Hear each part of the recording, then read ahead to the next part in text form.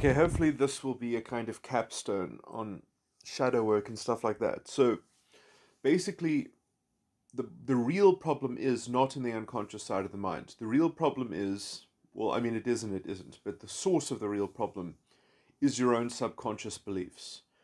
That you have, there are, and roughly speaking, there are only two types of belief in relation to the kinds of problems that we run into, which is that you have via negativa and via positiva, essentially, that you have positive beliefs and you have negative beliefs. Now, again, like, what is positive and what is negative? And negative can also be a positive, and a positive can also be a negative if you look at it from the other side of the coin. And so if you have beliefs in certain sets that they kind of, if they are part of a certain kind of set of beliefs, then there's a particular dynamism, it's a particular model, it's a particular sort of encapsulated model of functioning of how these things. It's a map of how a particular subject functions. So it's a reading of something. Now, that model, in some sense, if you have full control over it, then you know that essentially the model is tentative or something like that. The model can be adapted, or it can be scaled, or it's like a what's the word that I'm trying to get to is that it functions as an independent module, and it can be potentially perhaps it can be used in a metaphor. Now, obviously, then you would have to have a belief around sort of metaphorical sort of application or something like that. And so I guess I am talking about a system of beliefs, not a set of beliefs, but a system of beliefs, which is itself a kind of metafluidity, that is itself a kind of, that it's capable. Now, in some sense, you need a kind of, you need a crowning belief then. You need a belief that is above all other beliefs, and that belief in some sense has to be self-refuting, or at least it has to cut both ways. It needs to be able to be a belief that can cut itself down even to death. So a kind of, in some sense, it has to be a sword that is a double-edged sword, and it's just waiting there in a stone, and in some sense, you don't see yourself as owning the belief. The belief is a sword in a stone. And so it's there, who will draw the sword from the stone in present time, then is the sovereign, is like Excalibur, is sort of that sort of myth and something like that. And then you can have a fight over Excalibur, or you can share it around with the other knights around the round table. Is the person with the sword that draws the stone, do they convene a co-chairing Knights of the Round Table? Blah blah blah. Anyway, so judgment, a belief about judgment that is above other beliefs. Now, anyway, even if you have that crowning belief, let's just say the sword and the stone or something like that, that allows you to hold your other beliefs more lightly, when did you come up with that? When did you think about that? You derived that belief, you came to that decision, but maybe before you came to that decision, you went through a journey and you had other experiences, and those experiences led to also you deciding other beliefs. So you've got some dirty beliefs around the place. You've got some other beliefs which are not beliefs that cut themselves down even to death. It is not a knife that cuts itself. That they don't have this kind of potential system of that it cuts both ways. Okay, blah blah blah. So it doesn't have this kind of meta belief about fairness and how judgment even functions. And in some sense, I call this the simultaneous mystery of life in some sense, because you see how I'm always leaning towards via negativa, that in some sense, the only thing that you can be certain about a belief, that you can draw from it, is that it allows you to be aware of darkness. Your awareness of darkness is the only good judgment that exists, is that your awareness of darkness, that it cuts both ways. It doesn't say in the Bible, do not judge. It does not say do not judge. It says, judge not lest ye be judged. But are we not called to be judges and rulers in the kingdom? So anyway, judgment is a terrible thing if it is in the wrong, if it comes through the wrong side, if it's in the wrong form. And so when you have positive beliefs, those are very dangerous, incredibly dangerous.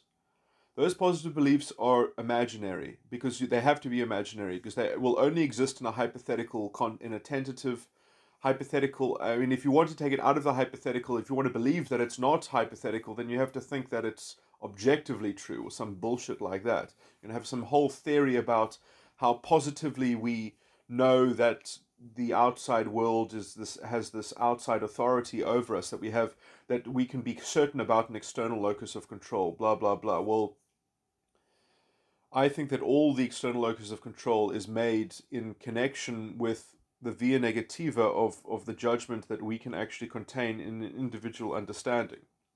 This idea that there's some kind of nebulous outside understanding that's non-human is just a form of, I don't know, patent insanity or something like that. It's to say, well, let's just invent Brainiac and that'll tell us how science works. Anyway, that's the story that I always, let's go play in the Superman mythos and universe. Let's go, we're just a Krypton. That we don't live on planet Earth. We live on planet Krypton. That's who you are when you do that. But anyway, that's a bit of an allegory. But let me just talk about the poison is the the via positiva. That when you have a positive belief, when you love your mother, your father, when you are a mommy's boy, when you are any kind of attachment that you have to an identity, generally speaking, means that identity is clean. But then you can't understand unclean things, and then you can't keep yourself away from unclean things, because you must actually build the unclean thing in your mind eventually in the unconscious. That's the only way to be safe from unclean things. It doesn't say not to understand unclean things. It says do not touch unclean things. But then what happens if you worked out that you've been working in an unclean thing your whole life because you're attached to things that you just inherited? Flesh and blood will not inherit the kingdom. But you build the kingdom out of flesh and blood. It's incarnated in flesh and it comes through blood, which is another way you might say according to the world, it's dumb luck. Maybe. Who knows? I mean, that's not how I think, because I don't think from an external locus of control. I have my via negativa, my internal locus of control. Thank you very much. And I understand unclean things all the way. And then I choose not to, then I decide not to touch them. But in some sense, then my rationale tells me not to touch them. Then my positive principles that all are built in the image of my personal responsibility. They're not built out of a transpersonal narrative, moral narrative or something. Anyway, I'm jumping the gun. So what I'm trying to say is that judgment is sullied because just in practice, not by definition, but in practice, we get confused ourselves even. Maybe we've even got via negativa, but then at some point in time we said, well, let's just jump the gun. Let's see what this looks like in the obverse. Let's turn the via negativa into a positive symbol, into a totem, into a sigil, into a sign. And I'm going to use that sign now, and I'm going to ensign myself into the service of the via positiva, which is a representation of my supposedly correct judgment. But judgment is a sword that can cut itself, and if I use a judgment that is a via positiva, then I'm just contrasting. I'm projecting and juxtaposing. So I'm stuck in an interpersonal contextual drama, and I can never, in some sense, get away from the fact that everything is going to be grounded in an interpersonal mesh of context where I don't even know where I begin and where you end, because it's enmeshed into the network, and you've so identified with the network and the context that you don't even, well, you see, I can't just say that you don't know what your personal responsibility is. That's generally, there are three different mechanisms here of bullshit, essentially, in the unconscious. So I'm ready, when I'm talking about the interpersonal, I'm talking about how the interpersonal has a crept in corruption from the positive beliefs. And in some sense, at some point, you actually have to cut out those positive beliefs, but you have to cut them out not by rejection, but by acceptance of that, yes, I did come up with that decision. That was me. I did think all these horrible things, or these things that seemed completely logical and rational to me at the time. Or maybe I half knew that I didn't know what I was doing, but I'd made these decisions anyway, and I had these beliefs, and actually then this created this whole interpersonal mess. I was a revolutionary. I was a radical. I said all these things as if I knew what was up, and I didn't know what was up. Oh, shame is me, or poor is me, or whatever. And then, then maybe I grow so humble because, I say, well, I don't have the power to affect interpersonal, uh, because power can be corrupted. So no one should be so lofty. No one should be so loud. No one should be the town crier. So you see, it can kind of go both ways, and in a lot of ways, also a lot of this is gendered.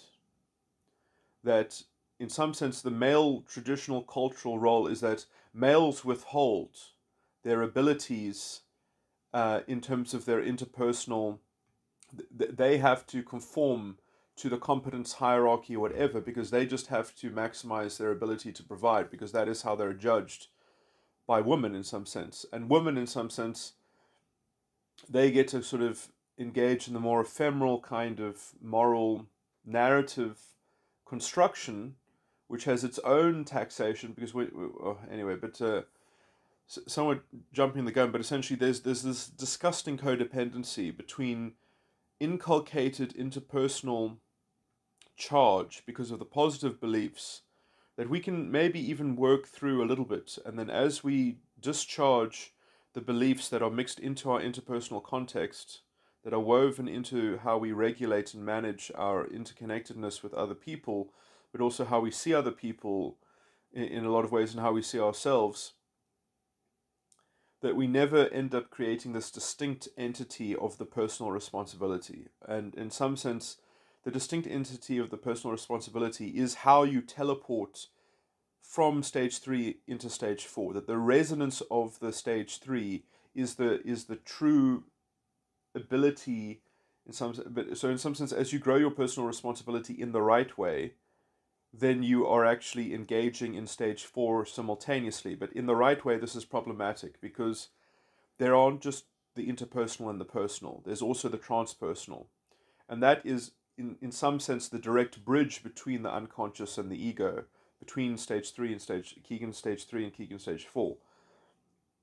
And so, and there are a lot of, I won't be able to get through all the mechanics, so I guess I'm just going to be talking about bits and pieces of this, I guess, but I won't be able to thoroughly go through every single one of the mechanics because I don't understand it fully myself. I'm still sort of systematizing this to some degree, but essentially, because what can happen is, in some sense, you can try to eclipse the interpersonal load by having a projection on the transpersonal faith, on a dream, on a vision of a utopia, of an ideal state of culture, or your personal spiritual metaphysics, or whatever, some kind of objective morality, or an objective narrative that has a kind of moral implication in it.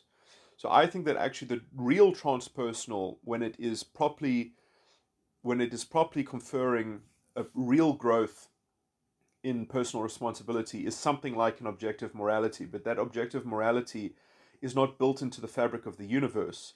it's built only in the fabric of faith of individuals. And so you have to learn how to read other people's faith in some sense before you could just connect with them, or before you anyway, what I'm trying to say is that essentially when you collectivize faith in a kind of automatic way, that that kind of automaticity about the transpersonal, which is in some senses sourced by a transposition between the interpersonal and the transpersonal, is what I keep on trying to describe as having a block on each one of your shoulders so that it's evenly balanced.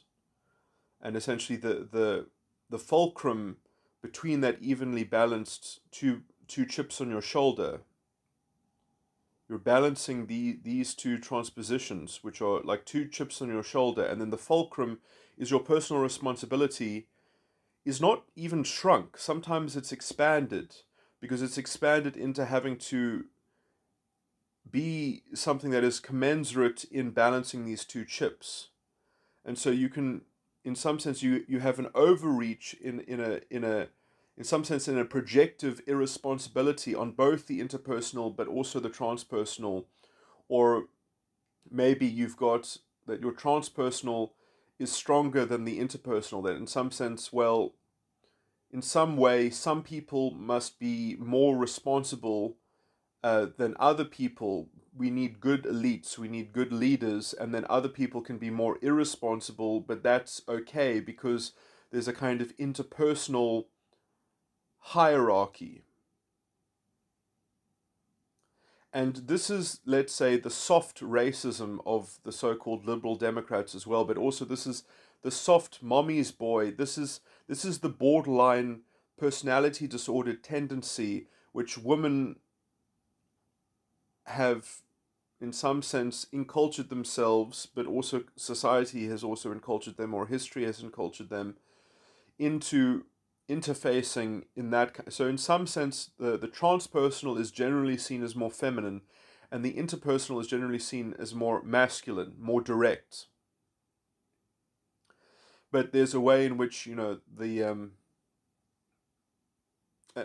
anyway, I mean, there are interesting historical parallels to be made when you look at the psychology of the Nazis and fascists at large, and how weirdly emasculated, but also the image of masculinity is kind of used as a propaganda as well, of like, that masculinity is projected upon what true masculinity is and what counts as toxic masculinity. And you're kind of this idea that the state is a family, that is a single family unit, that we have a single, that the government is your daddy, or the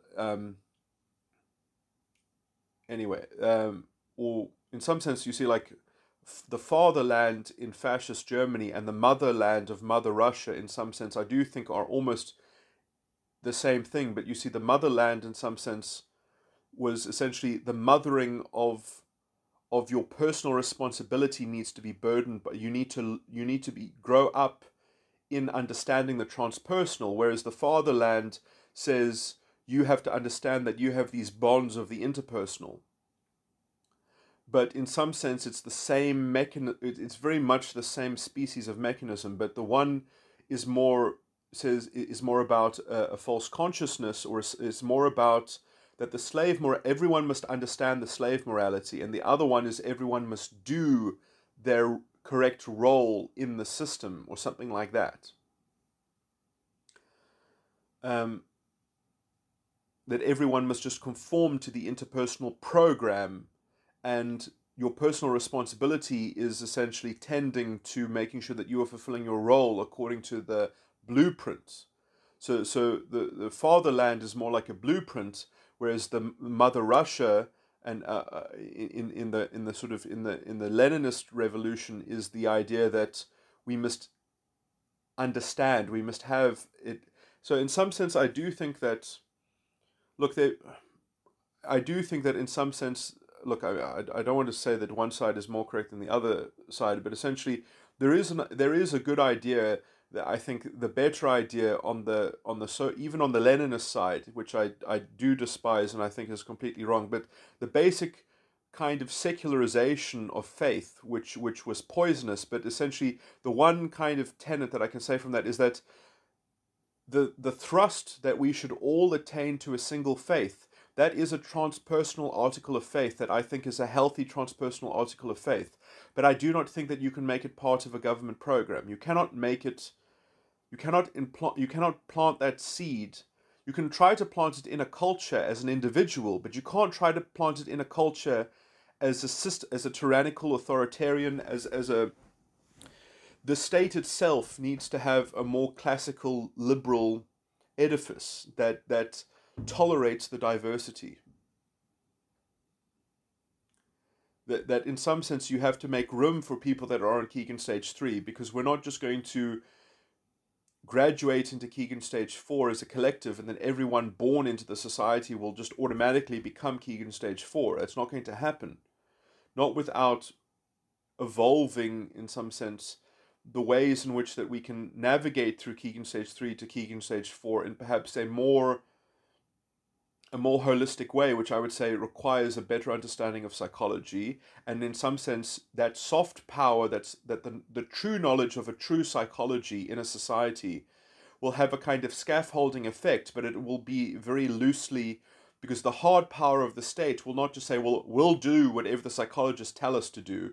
And so if the psychologist tells us that you're a naughty boy, then we're going to spank you, even if your parents don't want to spank you. No, you can't do that. You can't break up the family unit. You can't end history like that, and you can't have everyone be adopted by the hard power of the state.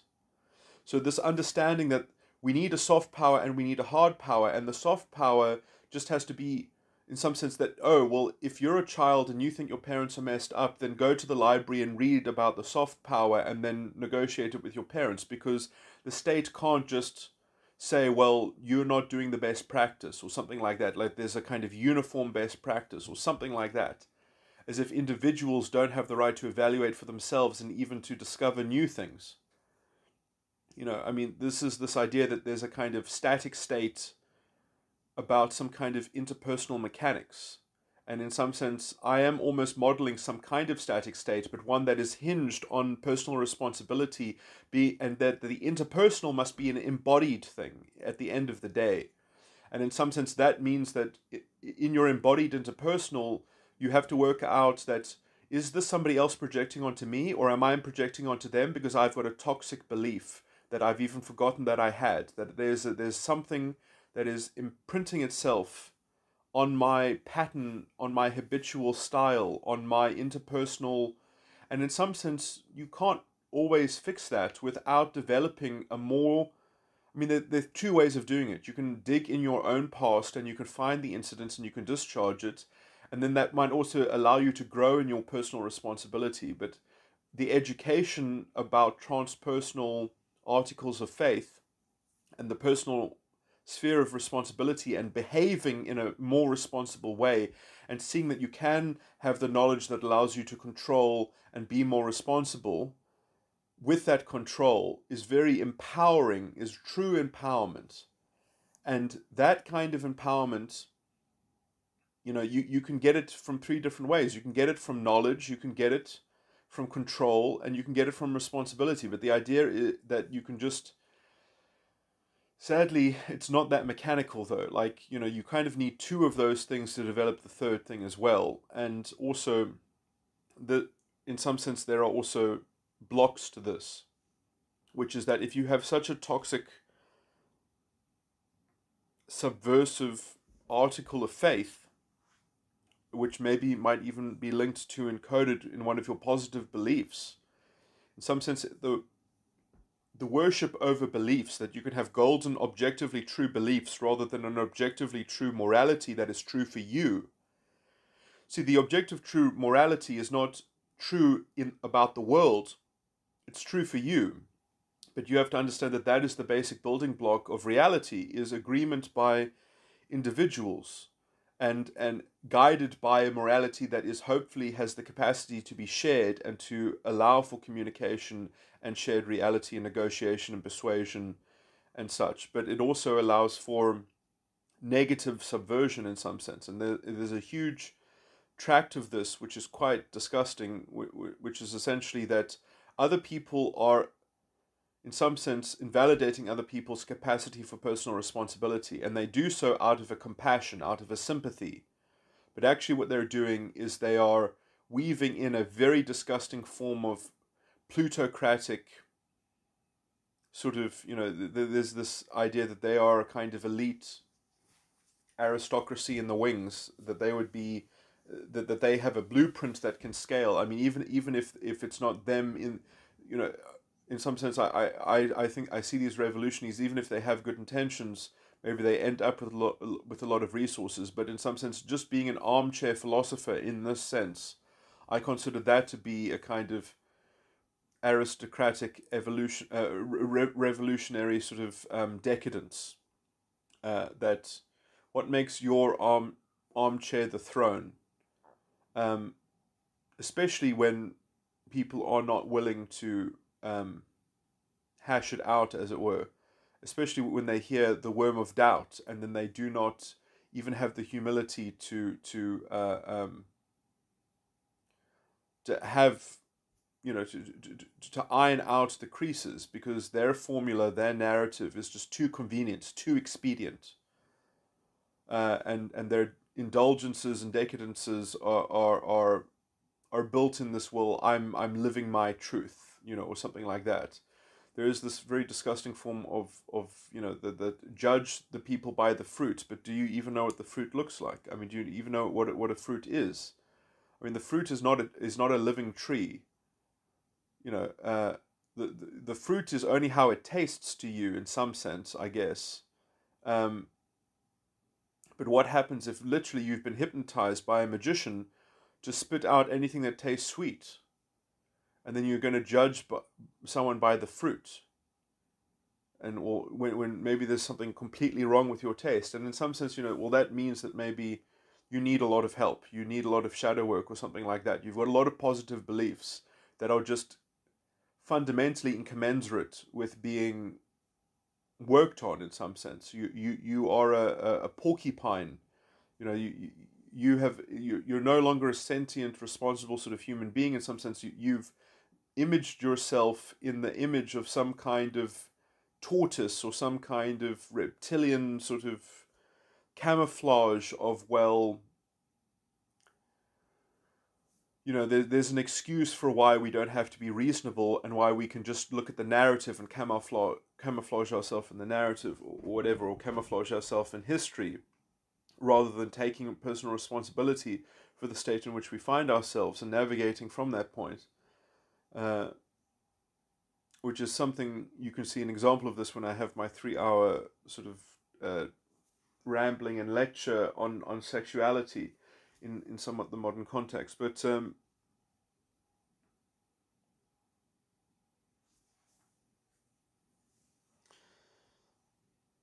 anyway, but a lot of the stuff that I'm talking about is essentially the technology which has gone over in Scientology about motivators, withholds, and overts, and deserved actions, which is a sarcastic term.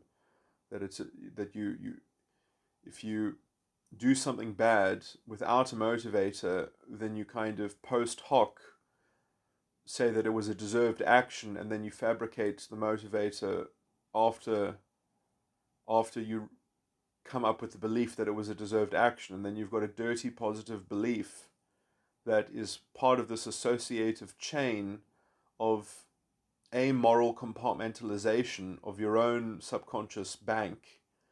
And then you've got usually you've got some kind of interpersonal thematic correspondence with that. And then you've usually got a kind of transposition of that onto the transpersonal article of faith, which kind of has that built into the woodwork. And this is all going on above the head of the personal responsibility, which should be the model in some sense. You see, this is a bit tricky, because you see, in some way you should try to use yourself as a model for the everyman, but you can't do that necessarily, because not everyone has the same capacity. Not everyone has the same, and I mean, I can technically sort of go into this, but it'll just sound like psychobabble. Um,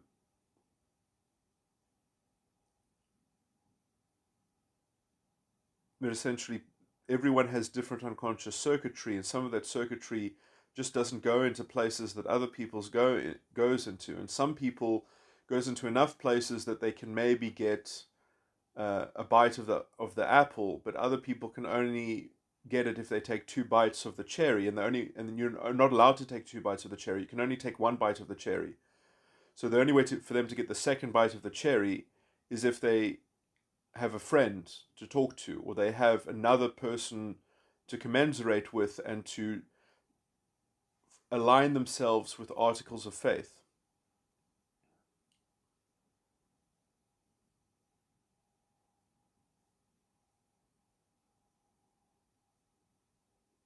And in some sense, people can also substitute that for maybe some source of information, some source of data or teaching or something like that as well. That's kind of possible as well. But the problem is that if you are not dealing with somebody else that is concurrently also going through the same journey that you have a line of communication with, it's very hard for you to integrate these things into the personal responsibility or into the interpersonal or the transpersonal. Because if you're dealing with people that are just on a completely other end of the spectrum, or start of the journey, a different place of the journey, I mean, you might be able to observe some interesting things that you can say, oh yeah, I can see myself that I was in that stage of my life. And then you can maybe use it as a mirror for yourself to think, well, let me reprocess this, or not let me reprocess it, but let me reformulate it in terms of how I see how I got to where I am now and where I think that I should be going, and make that vector trajectory, and plot and see if you could have maybe gone a different direction, if you wouldn't be at a higher state now in a better position to tackle the thing that you see yourself going into next. And that requires also a certain path. That requires to know that you're on a particular kind of journey already. And in some sense, if you are so nihilistic that you think, well, it's all just random, and in some sense we're all just hucksters, we're all just, you know, we're all just fooling each other, we're all just tentative magicians or something like that, it's utterly, well, I mean, I don't even know what you're doing then. I mean, then this, I don't know, you're trying to play king of the hill in some sense, but maybe you're trying to find some kind of thing where, well, we all think that we're all just magicians at the end of the day anyway. And so, maybe we all have our different talents, but they're not gifts that come from the same spiritual father that created all the gifts. So you see that there's a dehumanization in that the magicians know that there's something personally, they know in some sense, they have uh, uh, they know something about the majesty and might of angels and demons or something like that, um, but they haven't connected it to a father. They haven't connected it to a spiritual unity. That is what the father symbolizes. Is the father creates and maintains and animates all spiritual um, in some sense, the father is how you overcome pantheism. The father's perspective is a pantheist perspective, but you are not the father. You are the only begotten son of the father.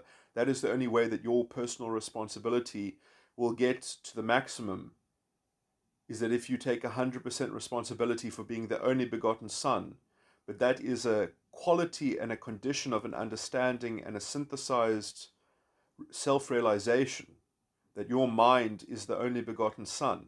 And when you do that, then you can see that other people are also the sons of God.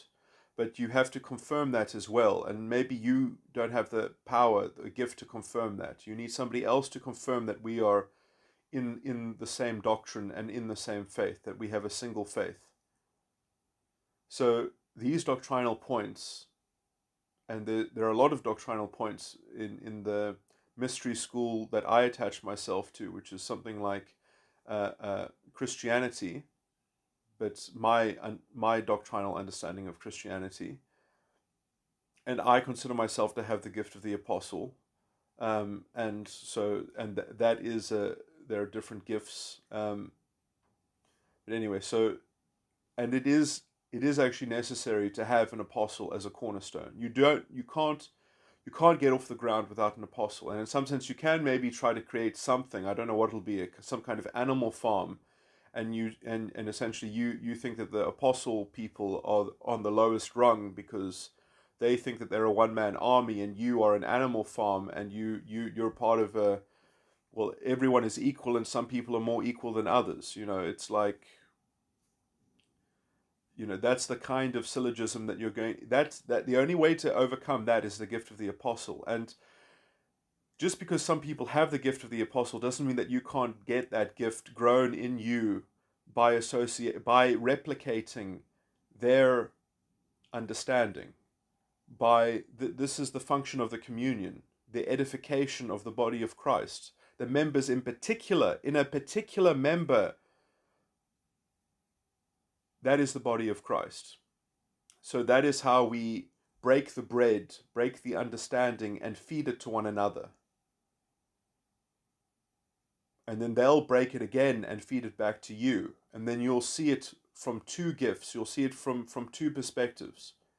And once you have each and every of the hand on the elephant, there's no point. Don't tell me what your part of the elephant is if you don't have a plan of how you're integrating my part of the elephant. And maybe between us there is no conduit, because maybe we're missing another person that is the linkage between your part of the elephant and my part of the elephant. But please don't tell me about your part of the elephant if you don't think that you want to see the elephant from 3 dimensions from every angle. Otherwise, why are you even telling me? What is your purpose? You don't have a transpersonal good hope that we're all going to have the capacity to integrate. You want to have your piece of the puzzle, and you want to believe that your piece of the puzzle is the center of, well, I mean, for you, for your personal, I mean, yes, everyone must see that they are maybe in some sense the center of, when they are a puzzle piece, but when they're actually in alignment, then, and in some sense, the apostle is not even, when you're making a big puzzle, it can be hard. But it's interesting that there are 4 corners, and those are like the upper gifts maybe as well. But I mean, the apostle, the evangelist, well, the deacon is also a particular office that I think has a particular sort of role to play here. I mean, I probably need to think about this more, because I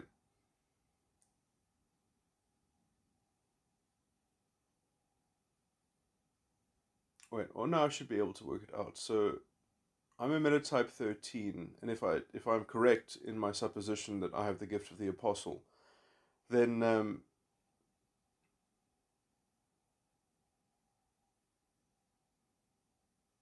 because so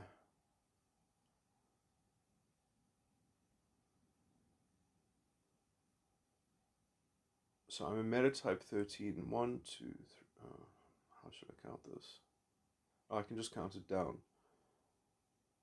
1, 2, 3, 4. It's 4 down. No, 5.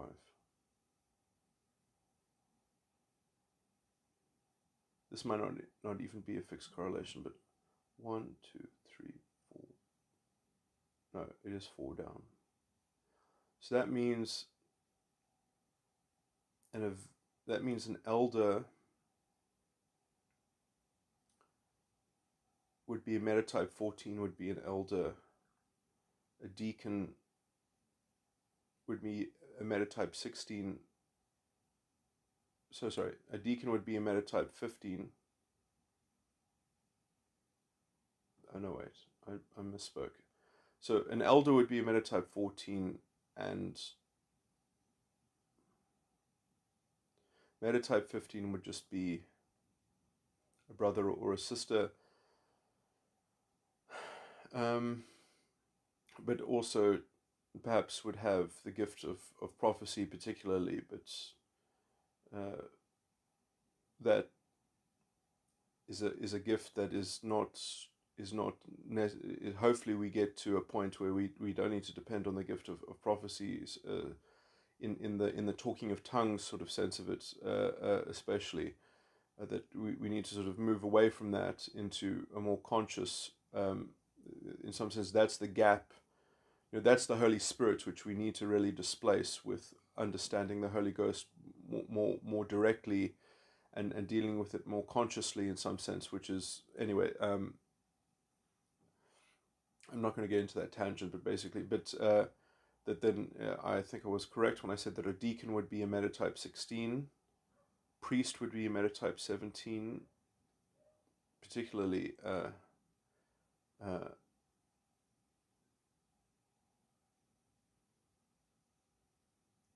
metatype 1 would be an evangelist.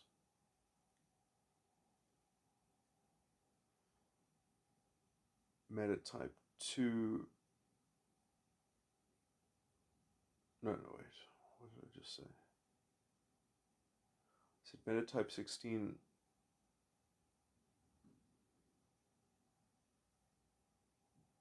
would be a deacon, and a metatype 17 would be a priest.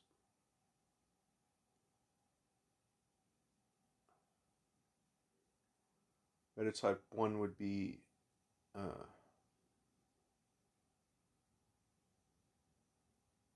brother or a sister. Metatype 2 would be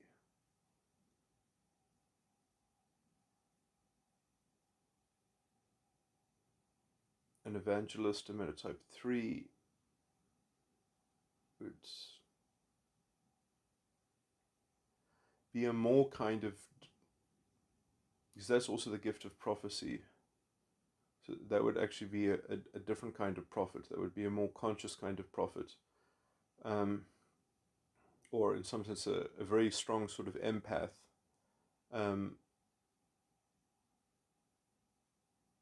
essentially almost sort of telepathic within the communion. Metatype 4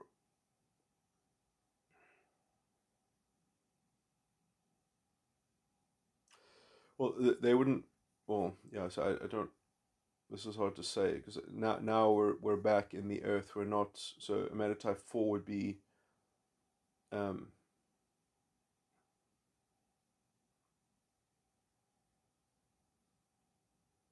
brother or a sister, but I mean would have a kind of particular gift in a kind of in the way of a have I miscounted now? 1, 2, 3, 4, 5. If I count this at 5, so that would be 1, 3, 4. I think I miscounted.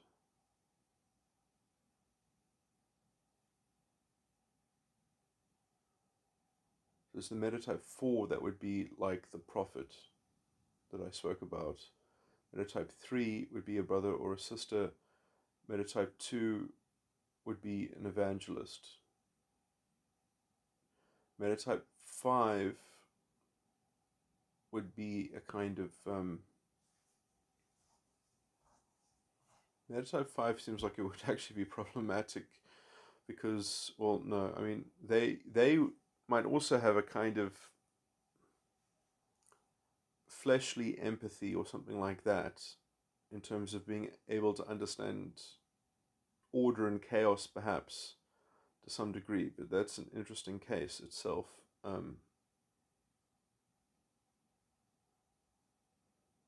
It'd be very interesting to understand the kind of complexity of how the world is seen from metatype 5. Anyway, I think actually metatype 5s often in MBTI are also called INTJs. That's a weird. Well, I mean, maybe I'm wrong in that, but I think that might be right.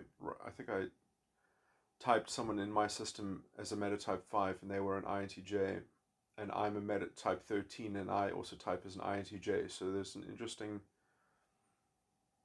Um, but we're also kind of on the same circuit. So in some sense, 5, 9, 13, there's a lot of structural sort of sympathy there in some sense, or just in terms of sort of technical correspondence between how the functions stack up. Because when your metatype is in a multiple of 4 of somebody else's metatype, there's a lot of architecture between the metatypes that is very symmetrically lined up or whatever. And this is also very problematic for metatype 17s, because metatype 17s are, in some sense, they see themselves as being one step ahead of metatype 13s. So they often think that they're like better than apostles. And that is its own, this is the problem of Peter. And anyway, if I get permission from someone, I had like a 6-hour conversation with someone, which was like a bit of co-auditing, but also just talking about doctrinal things and psychological things. And if he doesn't mind me using it, I mean, this theme about talking about Peter came out quite a bit. But I mean, it's also a very interesting parallel to shadow work.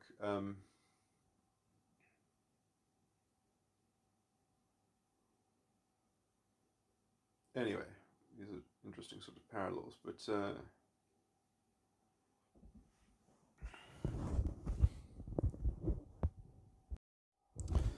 I want to add an addendum, but I feel that this is a bit tricky because the subject of what I want to go into is always going to be offensive to some group of people or something like that. But essentially, the ideas that we inherit from tradition or history or something like that, which were partaken by somebody's ancestors, and then if you malign the tradition as being a false transpersonal bridge, a false outline of morality, is to not understand how the transpersonal must be individuated. It must be individualized into personal. It must be very much connected to a personal responsibility that hopefully is not just kind of square pegged in a round hole, that it can only function in a particular society that has a very particular stricture and dogma and orthodoxy, that hopefully it has a broader, more universal acclaim to its applicability, or at least in its adaptability in some sense. Obviously, you can't adapt to everything. You can't adapt to a marauding horde of ethno-fascists that are on a genocidal killing spree, but hopefully you might have the luck that you were born at a certain time that you could either prevent the political manifestation of such evil, or you could perhaps escape its marauding path, perhaps. But anyway, that you had at least then. But these things are certainly very dark. I'm not to say that. It's not to say that every kind of tyranny must be, let's say, peaceably acquiesced to. But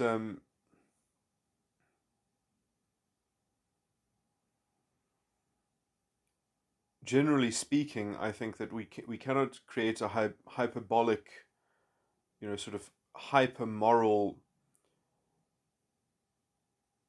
complaint when there is no such, when you have such a strange kind of progressivism from the left that justifies all manner of breach of human rights in foreign places, and is completely catastrophically obsessed with people not being happy with the fact that they don't want their speech compelled.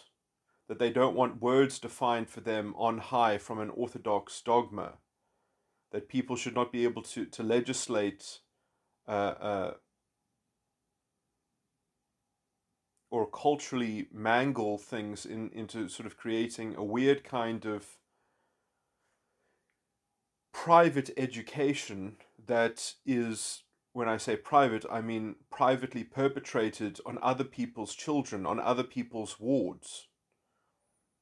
You know, that there has to be some kind of decorum and etiquette in which classical liberalism uh, perhaps has some kind of stricture in it, that we know when we cross the line, we know when we take children into foster care, but those things must be very carefully, legally, substantively framed.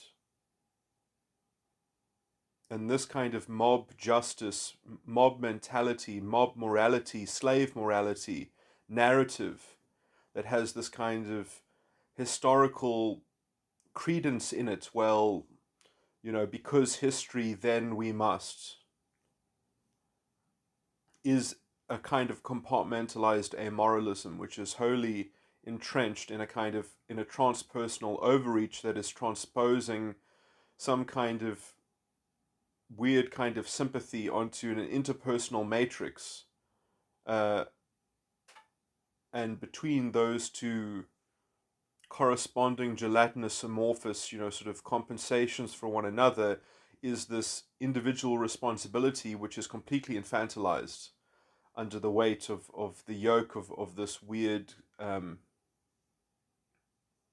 drama, which is merely symbolically flashed. You know, that there's this pretense at using word games to sound reasonable, uh, just to stop you from cracking the narrative, which is hinged on so much hypothetical thinking, so much sociological reductionism, so much racialism and sexism, and whatever kind of bigotry or you know. Anyway, this can, I mean, I can get into examples that explore this, but then I get quite grossly into, you know, very particular political examples and very concrete sort of things, and that requires a lot of background knowledge as well in terms of concepts and things like that. But at the end of the day, and it is very sad, because the dehumanization that is generally being broadcast from the left, um, which is much the same kind of dehumanization of the ethno-fascistic sort. It is, in fact, on the same level as that kind of propaganda and that kind of rhetoric. And in some sense, there are so few people on the fascistic, ethno-fascist sort of right, that the left has to give them such amplitude, such a loudspeaker, in order to justify their disgusting, reactive, preemptive promulgation of this kind of enhanced racial consciousness and enhanced identitarian sort of social catering and social pandering to a narrative, just because it allows for such a formulaic way of saying that we're making progress and we're on the way to making progress, as the realm of personal responsibility shrinks into the oblivion of some kind of grand foul swoop, grand, you know, sort of, well, we can just reduce the human condition into some kind of static state, and we're not looking at the problem from the middle in some sense. I mean, this is why I do think that America has a problem in its legal system primarily, but you can't fix the legal system without a political solution in some sense, because you need essentially to change the state constitutions and a federal constitution, or you at least need to change the rights in the Bill of Rights, probably. All the rights in the Bill of Rights in the federal constitution need a completely different structure to them, because they're essentially non-justiciable. Those rights can only be defended at the ballot box. They can't be defended in court. It's pathetic. It's not a real legal tradition. America essentially doesn't have the rule of law. But anyway, I'm not going to recapitulate all these legal sort of terms and things like that, because it's hard for people to understand because they never were in a culture that had the rule of law, so they don't even know what it even looks like. They don't even know the shape of it and how it would change things. And it changed things in my country for a good amount of time. And then we had in the 90s non-racialism and non-sexism, which is a beautiful bridge between outlining the problem and the issue of transpersonal morality, of a transpersonal objective morality, non-sexism and non-racialism. But now those things don't even mean what they used to mean because of identity politics and social justice warriors and their blithe kind of disgusting racialism and racial consciousness. And it's really these people are proto-fascists through and through, and they are in fact there to race bait people into becoming fascists. They are what Hitler would have called useful idiots.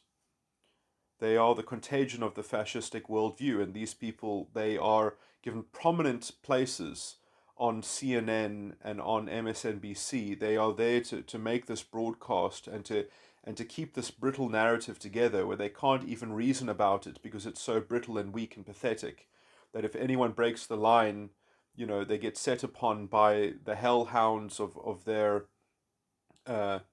it's and then the people who are actually arguing on the side of values and want to argue for their values have no one to argue with. And so Fox News, every now and again, someone on Fox News might come up with a very sort of strange hyperbolic value argument because they have no one actually entering that kind of debate, and they're almost they're showing how values themselves, when they are ignored, can even start to devalue themselves. I mean, sometimes they get very bad arguments coming out of Fox News, very hyper-rational, because in some sense they're trying to match the ire of the left. But in general, Fox News is far more enlightened with its honest and fair idea and program that you have an enlightened subjectivism. That these are personalities, that when Tucker Carlson makes an argument, that's not the same as somebody else on Fox News making an argument. It's not Fox News making the argument, it's the particular anchor. It's the particular person who is responsible for the words that come out of their mouth. It's very grounded, it's very genuine. If you want to say that someone is unfair, then you can write a letter to Fox News. Maybe then they'll read out the letter and then they'll give a response to it. Maybe they actually argue with the people that are on there. They actually, when they get people that are on from the other side, they ask questions of the anchor. You can't ask a CNN interviewer questions. You're not allowed to do that because they're a professional journalist. They are involved in objective journalism, so they can just recontextualize and decontextualize and control the context of the factoids and say that the experts are on their side and that if you disagree with them, then you're just stupid and your facts are wrong. And in some sense, they're like satirists. They just satire the political opposition because they are so devoid of values, because it's just basically a wall of propaganda that is some sense insulating, like the Great Wall of China is just build a wall because we can't deal with how effective these other people are at managing a real high-functioning set of grounding themselves in a kind of... and so instead they just use transpersonalism in some sense. They have this... I mean, I've described it many times as a kind of hybridized borderline personality disorder. And anyway, so there is this thing where the transpersonal transpositions and projections of toxicity on somebody else's interpersonal conduct, which maybe it is substandard, but at least then maybe someday you would be able to have an interpersonal interaction with someone and they would learn something and free themselves up. But that's never going to be happening if you keep on disagreeing with them and projecting onto them, instead of granting them the beingness to authentically be themselves, and then to, by demonstration in some sense, maybe as maybe a piece of art, maybe they'll watch something on television, maybe, who knows, or maybe they'll have a deep conversation when they want to do that. But the idea that you're just going to outlaw Keegan stage 3 is, I mean, are you going to outlaw teenagers? Are you going to outlaw, are you going to prescribe sexual norms and sexual morality in every facet and nuance? So that people will never be able to get through Keegan stage 3 ever again, because they'll just be programmed by this transpersonal cult that supposedly has all the answers, and just, you just have to follow the program of the interpersonal behaviorism. Completely dehumanization. No sense of an independence, and then you kind of have the weird kind of sea of a homogenized, assimilated culture that supposedly pretends to have this kind of highest common denominator, but is actually a disgustingly confected lowest common denominator, and will have a justice system that is just as fascistic as any kind of magistrate will say, well, these are the regulations of the legislature, and you must follow the legislature because that is the voice of morality in this society. Except if you can maybe find a constitutional right and some precedent behind defending the right, but in some sense the rights are not the first thing. The morality, the de facto morality of society as it presents itself in the form of legislation becomes the first thing. But the rights in the American system are not the first thing. And to the extent that they are to be considered the first thing, that is a cultural settlement, a cultural compact in which it is fairly well known that the only way to really defend your rights is through the ballot box. And that's the American system. It's a goatish system in which the law itself is just always in the process of being fought over, and it's not stable, it's not static. And they'll say, well, how else could it be? How could there be law that could be stable enough and fluid enough or whatever? And, open your eyes and look far afield and actually study that subject seriously, rather than just assuming that there's no other way. And in some sense, this is almost the transpersonal, all of transpersonal corruption in some sense has this. It's like, well, if there is another way, it doesn't matter because it's not already in front of me. So it's like, that's the test that you put between you and one true faith, is that I'm not going to look for it. It must come and find me instead. And this is the wickedness this is the wickedness of borderline personality disorder. Come solve my problem for me and be enslaved by me as I make it harder for you to solve my problem, as I make it harder for you to jump through the hoops. But then as you jump through the hoops, then you'll get fitter, you'll get stronger, and you'll become more able. And so this is what generally has happened, is that men have had to withhold their interpersonal hang-ups and just play the game and take the knocks or something like that. And in some sense, you can do that more consciously as well. So you're capable of somewhat growing a bit of personal responsibility at the same time that you swallow your pride in the interpersonal rat race. Whereas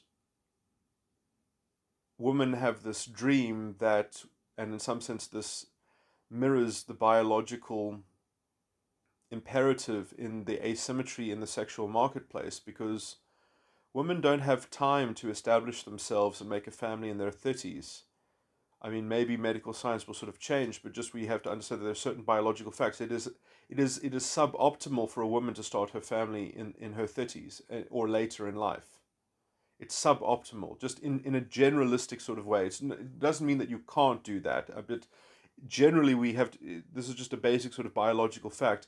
Women's fertility in general is something that is more delicate than male fertility, generally speaking. Men can starve themselves. They can go years of fasting or something like that if there's a cataclysm. And then if the years change and then there's better nutrition, they can eat again and get more healthy, and then they can regain their fertility. Women, it doesn't exactly work like that. At least in history. So it's always been the idea, women and children first, because if if your civilization is starving, first of all, the men have to eat if they are necessary. The men need as much calories as is necessary to continue to, let's say, keep everything running in some sense. If the men are the brawn, and that brawn is needed to defend against the enemy tribe or something like that. So there's a certain amount that the men need, but women and children, in some sense, are the long-term survival of the group. And so if you are having a lean year and you don't feed the children, then the next generation is going to be stunted. They're going to be shorter, they're going to be weaker, they're going to be less able. Maybe they'll also be more infertile, maybe they'll be less developed in their mind as well. So in some sense, women and children first is essentially is looking at the societies that did that were better off than the societies that didn't do it, or the societies that were slightly better at rationing between the complexity of the trade-off here, because it is a sort of complex trade-off. And it also depends on the strategies that you'll take. I mean, this is a fleshly example, and this is the kind of tension that is sort of fraught in all these things. And in some sense, real spiritual discerning and real personal responsibility, if it is done consciously, means that you have more intellect in your structures, more intellect in your collaboration and coordination, that then you're able to actually do quite extreme things, and it pays off because the plan itself was enlightened. It was filled with the hope, the good hope and the good faith. And in some sense, that's very bad, is when you've got a very enlightened plan of action, and you can adapt plans as well, because sometimes you have to adapt plans. But if it's not adapted responsibly, if somebody else says, no, no, no, this plan is now under threat, now we need a coup, now we need a revolution, then you don't get that you don't even know what you lost. Because if you think this isn't working for us, but in some sense you didn't even know the hope that was behind the plan, you didn't even know the faith that went into constructing this or something like that. I mean, this is because cultures are multifaceted and they're multi-layered and things like that, and the lines of communication maybe it's not a, so this is obviously, when you have a degenerated culture, when you have a culture where its values have been undermined, and therefore there are essentially no cohesive measures of integrating intelligence and communal sense making and things like that. But again, I just want to say that the state can also essentially not be a religion, but it should be something that does walk the very fine line of being ambiguous in its idea of tolerance, but it also its idea of respect, that essentially a faithless state is going to be in interpersonal authoritarian democracy. I mean, all of the worst forms of a state are essentially some kind of democracy. I mean, in some sense, you could maybe argue that Russia was not a democracy. I mean, I would argue that in some sense, the whole ideology is still premised quite firmly in some kind of, in the dictatorship of the proletarian, is fundamentally a kind of democratic demagoguery ideological narrative.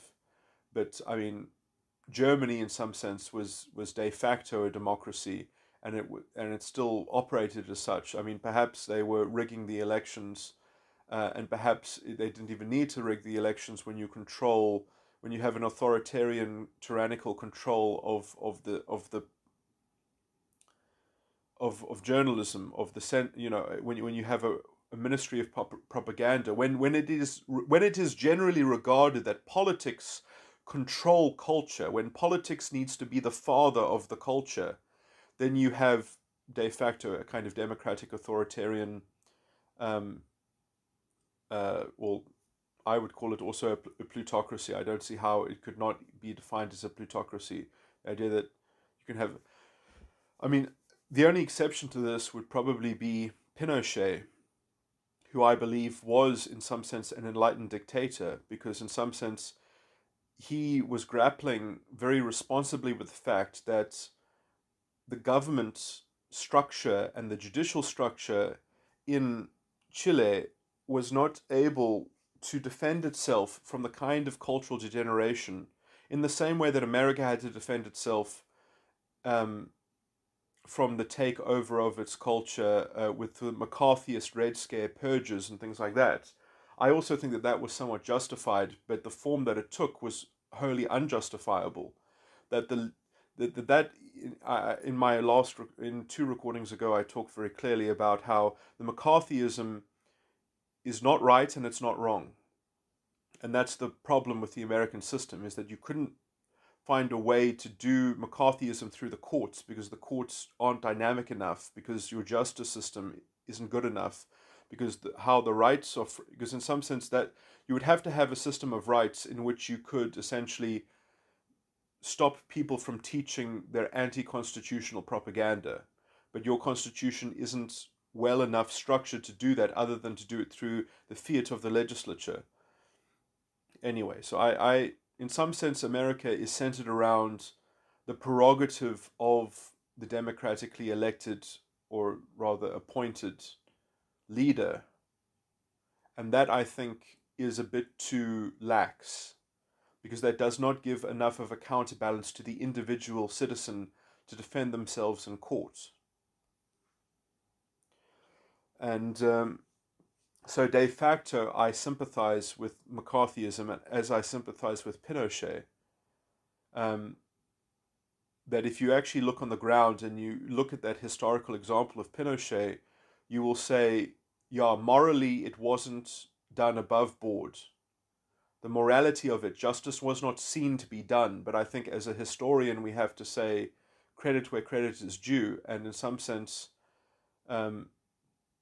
I do think in the round Pinochet will be his memory will and already, if you talk to any middle class person or even an aspirational working class person in Chile, they will probably, even if they were touched in their family that from the violence of essentially how they tried to remove the cultural degeneration, because there were so many radicals that were so ideologically possessed and they didn't know how to deal with it, and also they didn't have a constitutional framework to say, no, you've crossed the line here, you can't be peddling this kind of dangerous stuff that is cultural degeneration, because it's transpersonal cultism or something like that. There was no, it's very hard to do that.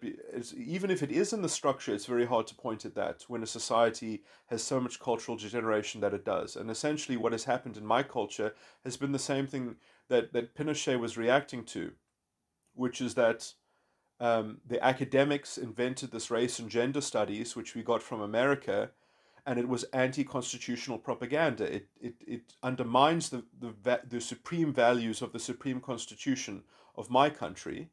And in some sense, someone should have been able to go to court and use the constitution to get these people out of the academy, to get these people kicked out of the universities, to make their courses illegal, and to make those individuals charged with constitutional damages, or at least be put on some kind of list where they could not receive public funds until they very clearly went through some kind of declarative process that they had reorientated themselves to be in line with constitutional values. But essentially, just because of academic freedom, they were allowed to espouse their anti-constitutional racialist filth. Their dirty racism was able to spread in the country unchecked, and then even judges hearkened to them, and even judges themselves digested this disgusting racialist consciousness, and they corrupted the constitution overtly, and they corrupted the law overtly. And these people are all war criminals in the waiting. It's really disgusting, as they help an institutionally corrupt government continue to perpetrate its toxic form of politics that disguises its de facto undermining of the state and destruction of all forms of progress and empowerment, because their form of affirmative action is disempowering to people, and it only gives them a toxic racial consciousness as a byproduct, so that they can vote for yet more vile and draconian and disgusting lowest common denominator ways of cultural degeneration. And this is all because we failed to defend the Constitution in this country.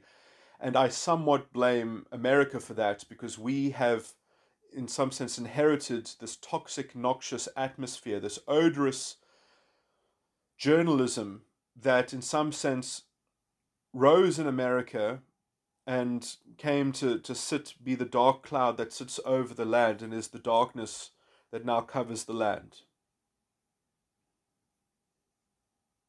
So much so that we can't even imagine how to clean it up, because there's so much journalistic malfeasance and proto-fascism. These people are patently fascist in their mentality, in their conceptualization of society. It's beyond repair, I would even say, and all with the help of this pathetic polarization in America, which does in some sense belong to America, because America has had this constitutional crisis since its inception, but it's been frozen in a stasis, because in some sense you abused your legal structure in order to vindicate the War of Independence. You wrote it into your legal structure, and your legal structure is vague and embarrassing. Your constitutional rights are non-justiciable. They don't have clear remedies attached to them, and the structure of them is just pathetic.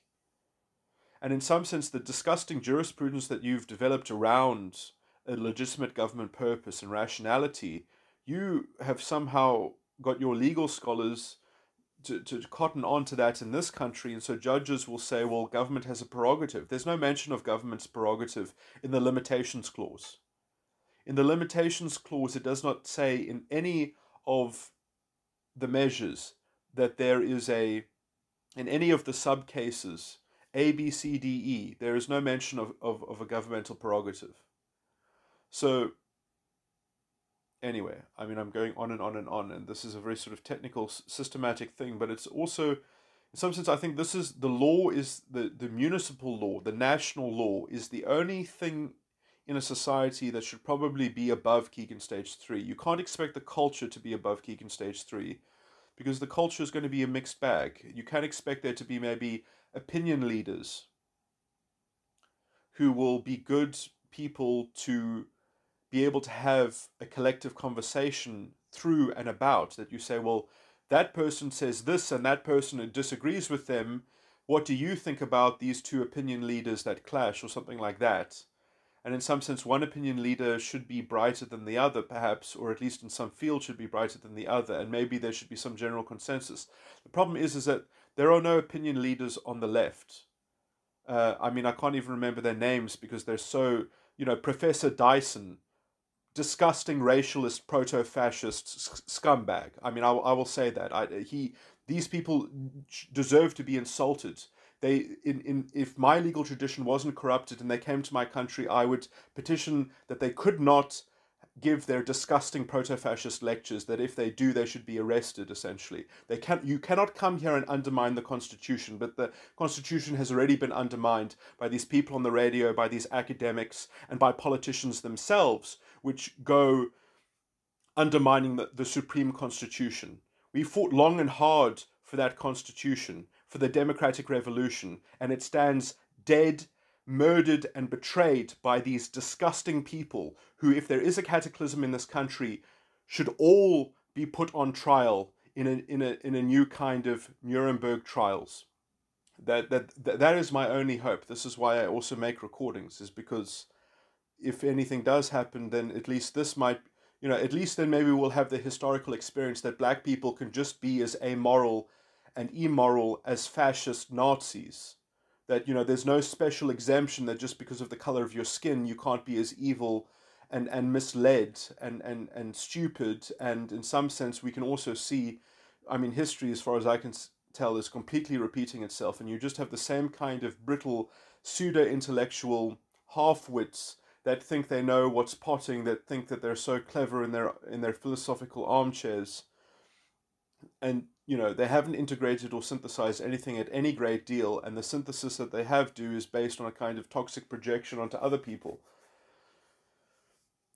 Because they've got some kind of moral emergency, excusing them for taking expedient shortcuts as they make everything worse and continue to make everything worse, and then they scapegoat the blame on the out group or something like that. So they just have unaccountable politics. It never gets resolved, and in some sense, never gets resolved because we're not clearing the air in the middle of society.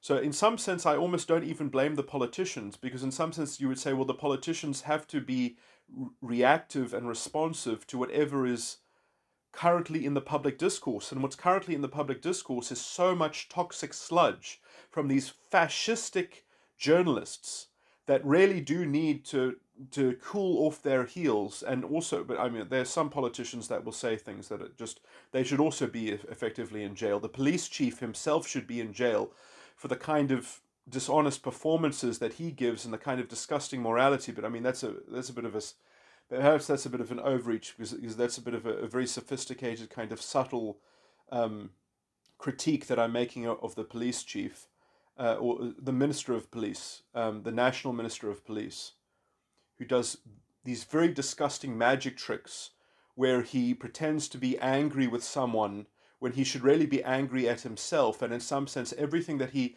complains about, in some sense, he is 10 times more guilty of himself. It's it's this bait and switch. It's this very disgusting kind of transpersonal projection from this disgusting racialist, fascistic bullshit.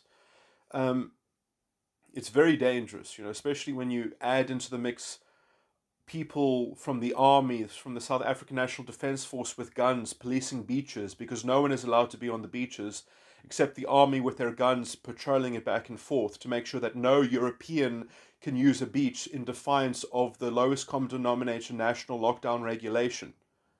Because there's no way to make sure that people don't gather on beaches and are around each other in each other's faces, other by having a blanket ban. That's obviously I'm being sarcastic.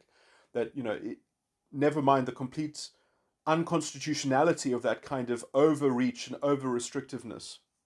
I mean, that's just one basic example, essentially. But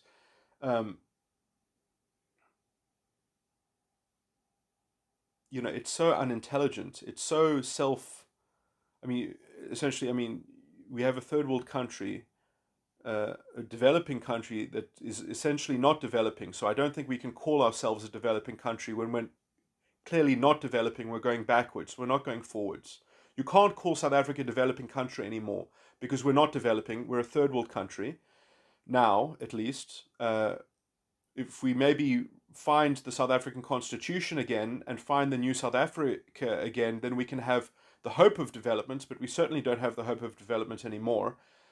We instead have an authoritarian fascist political discourse and ideology in power that supports unaccountable politics, unintelligent policy that cannot be challenged in court, even though it should be challenged in court based on its unconstitutionality. And we're hurting our own economy needlessly, because you have to have a curfew. You can't be out at night. So the whole nighttime economy that would otherwise exist, that's not allowed to function. How does that make any sense? So everyone needs to do what they need to do during the day, so they have to actually do it over a small span of hours. So everyone needs to stop doing what they would be doing at night and instead doing it at the day with everyone else that usually uses the day to do their work. So everyone must be disrupted into a very regimented form of control. How does this make any sense? So that we can be around each other more often. Because surely you should expand. Everyone should expand their hours. That shopping centers should be open more hours, not less hours, so that more people could go at different times and there would be less congestion everywhere. So how about the opposite? That everyone that has a shop should have expanded hours, not decreased hours. Would make much more sense. It would be much less costly. It would be more costly to business because they would have more overhead in terms of maybe they're having to man their store or labor. But in some sense, it would be less costly than saying you can't even open your bookshop. You can't even open any kind of store that isn't necessary. You can't open it. Rather than just saying expanded hours and have less people in your store and expanded hours, we're going to lock you down while you still somehow pay rent, and everyone that and how are people going to pay their mortgages, and how are people going to, like, it's completely insane. There's this, the economic carnage, it's literally worse than the virus itself, and the virus probably would have been less worse if we had allowed it to spread when we had hospital capacity. We continued to slow the spread of the virus while we had spare hospital capacity. We could have had more immunization. We could have had more insulation. It could have gone through more people so that when it mutated, then more people would have contained it because there would have been more immunity around. Everything is backwards. It's just there's no intelligence behind it. There's no foresight. There's no long-term planning about this. It's just, I mean, this virus arguably is no worse than swine flu. It's very much comparable to swine flu, incredibly comparable to swine flu. And who knows what would have happened if we had treated it the same way we treated swine flu. Probably would have been, in some sense, almost exactly the same in terms of the casualty. I mean, look, that's conjecture, I guess. We can never know that. But the idea, I mean, what's the alternative? I mean, really, the long-term sustainability of this kind of government overreaction is absolutely insane. It doesn't even compute. This is essentially a Big Brother government, essentially. This is literally Big Brother government. And it doesn't make any sense. It's completely disproportionate. Public health is much more dynamic than just COVID deaths and COVID infections. And even how they count the numbers is so politically hyperbolic and stupid. Why are you keeping a tally of cases? And in some senses, there probably are that's just confirmed cases. The number of confirmed cases versus the number of real cases that have been in the population, I mean, if you actually knew the real cases, then it would probably look much less serious, because then you would realize that half the population already had it, and there were only that many deaths. But you've got a fake denominator that makes the numerator look much more scary than it should be, and all these other things. But and if we had just not said slow the virus, we could have just protected the vulnerable and tried to get as many healthy and fit people infected as possible that wanted to take that risk, let's just say. And many young people do, essentially. They are the super spreaders. You can't hold them back. It's a public health crime. I mean, the idea that public health belongs to the government in this kind of circumstance is frankly ludicrous. This is not,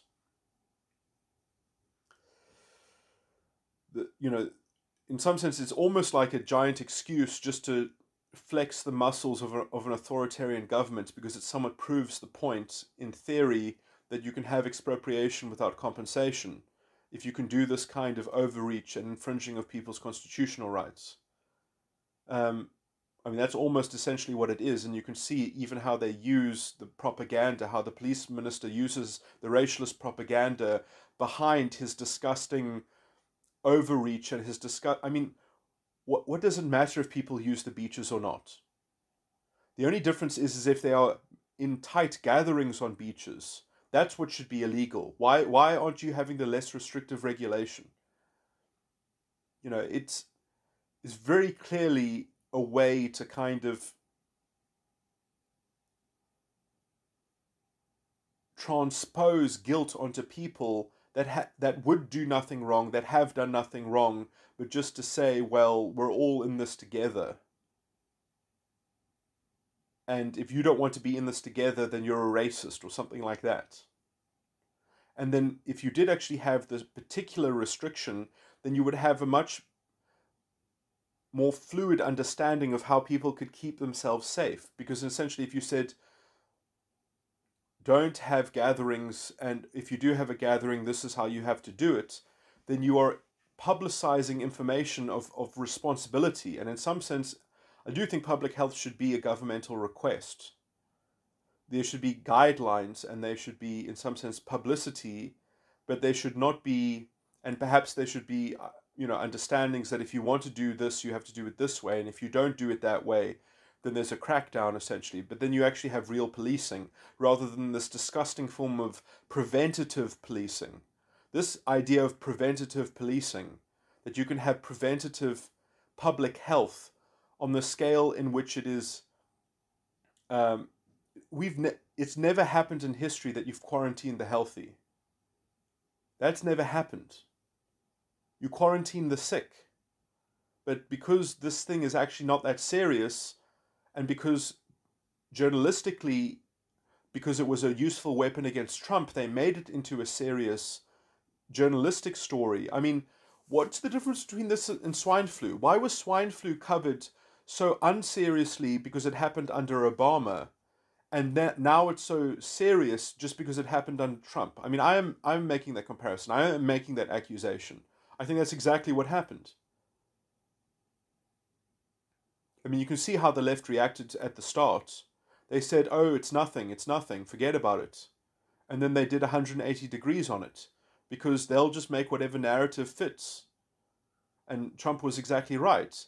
It is a media hoax. He wasn't saying the virus was a hoax. That's a decontextualization. He obviously didn't say that the virus isn't real, because otherwise, why would he have already made a travel ban from China if he thought that the virus wasn't real? Obviously, he thought the virus was real. When he said that it was a hoax, he meant that the coverage of it is essentially fake news. But, if you don't want to actually get into that argument, then you just lie about it, because that's what the left does. And in some sense, they don't even recognize their own deception and their own dishonesty, because that's what the whole left is built on. It's built on projective dishonesty. Now, leading on into this, and I know I've gone on a whole political tirade, there is one sort of exception to this, is that if you know about the mechanics, almost the Scientology mechanics of withholds and motivators and overts and deserved actions, which is kind of like a sarcastic, I think I explained that in this recording, or the last one, is a sarcastic thing, because you've done the bad thing first, and then you say that you justify it, that it was deserved, and then you concoct a motivator for it at the end. And so it's kind of completely out of order. And then as a very strong associative, a moral compartmentalization of your transpersonal, sort of system of how you narrate the world to be, you've got this half-baked meta-narrative that is fudged, and that you're just kind of, everything must be in conformity, in stylistic conformity with. Otherwise, you won't listen to those people. So you won't even, if someone is going to presume your pronouns, then they're not even worth listening to, because if they're going to presume your pronouns, then they're certainly not going to have an appetite for actually buying all this garbage in your mind, essentially. All your personal, transpersonal articles of faith, which you're not going to even bother to disseminate to them in a way that it actually gets digested by the other person, because you just want to extol it and have the other person duplicate it automatically. You don't want to hear any feedback. You don't want to hear any pushback. You don't want to hear any dialogue about it. It's just a fact that it must be accepted, because this is the supreme morality. It's not a personal transpersonal. It's a personal transpersonal transposition onto the interpersonal, or in some sense from the interpersonal. Anyway, you can describe it both ways, and that's also why there's a kind of ambiguity in even describing it in some sense, because depending on which side of the fence that you're on, it's going to look slightly different. But anyway, I'm kind of glossing over this slightly, but the point is that as an organization that has a prerogative, you can actually do this kind of mechanic ethically and morally. And in some sense, if you do that, it only works if you're all consciously doing it as a game and you're on the same page, and you're doing it as a means to an end. And in some sense, that is going to be fundamentally, as a holistic project, amoral, unless you have some kind of transparency about letting other people into the game. And if you don't let other people into the game, and if there's no way to be let into the game or something like that, then it's basically an amoral conspiracy theory. Well, when I say conspiracy theory, I mean like it's a It's an actual conspiracy that is seditious to public morality. This is kind of, when JFK was complaining about secret societies and such. It's that kind of bit of reasonableness or whatever. But this is the problem with revolutions, is that they model themselves as universal religions in some sense, that no, we should install this universal religion into the state.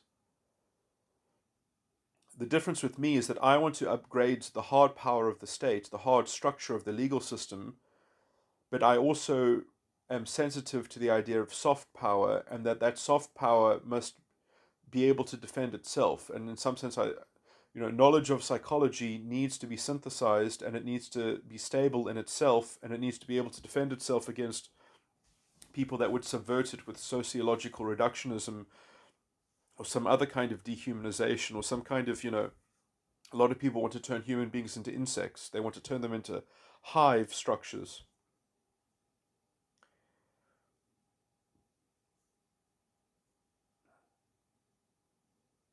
This is complicated, but in some sense, I mean, the hardest thing is that, and Marx even spoke about this, the tension between town and countryside is because towns, cities, need a more sophistication to function. They need to grapple with these very kind of intellectual, these very heady borderline personalities, the craze of borderline personality disorder, and in some sense the interpersonal authenticity of countryside. That the town has a transpersonal cultism about it, and the countryside has an interpersonal authenticity about it. Now, both can be rigid in some sense, because, like, oh, you country folk, you come here and you think that you're all fancy, and you think that, and then the bumpkin or whatever is already replicated, that, well, one person from the town came down and thought that he was a genius, and has left a kind of narcissistic injury on this guy in the countryside, and then, he says, all these town folk, they come through and they think they're so fancy because they're part of this borderline cultism, they're part of this transpersonal cult, and they don't exhibit the humility because when they are in the town, they're plugged in. They are plugged into their regimented matrix in some sense. They're like cipher in the matrix. And when they go out, they exhibit the wheels within wheels, that they don't own themselves. It's like they don't have halos around their heads, because their halos have got all these kinds of cogs and wheels and projective things that they don't have they haven't embodied in their interpersonal an actual understanding of all their fancy sophistication, but they are part of a bustling fancy sophistication, which in some sense only rationalizes itself because its own personal responsibility is too big for its breeches, or it's in some sense it's a giant dwarf, or it's a dwarfed giant. It's got a big brother behind it, that it kind of feels that that you don't have to be nice to him, because otherwise his big brother will come and show you who's boss. So that's what his personal responsibility is. It has in some sense, to put an MBTI spin on this, the parent function the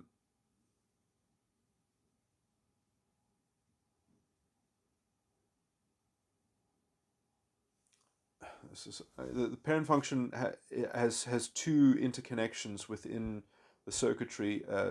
In this kind of example, essentially, it has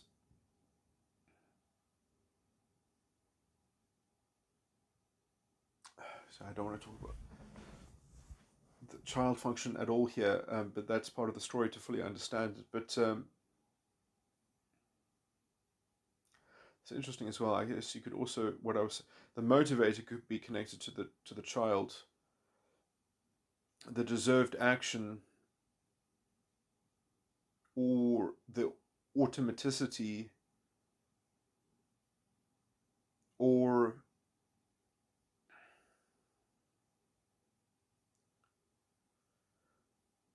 the actual mechanism of consciousness in some sense, or the clarity of doing it directly, is in some sense the sovereignty, the sovereign status of the dominant function. But the actual sort of moral responsibility for these things is controlled by the parent function, which means the actual withholding or the actual avertness of responsibility, like of moral responsibility, is the state of responsibility is somewhat symbolized by the parent function. And there are two lines coming from the parent function, that the parent function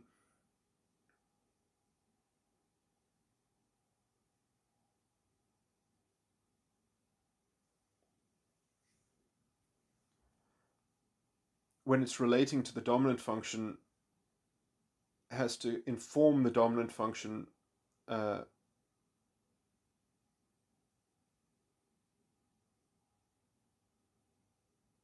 about protecting itself in some sense from the motivator, from the child function. It has to sort of say how to insulate itself from being over inspired by the child, over driven by the child, but it also has to inform the dominant function that the inferior function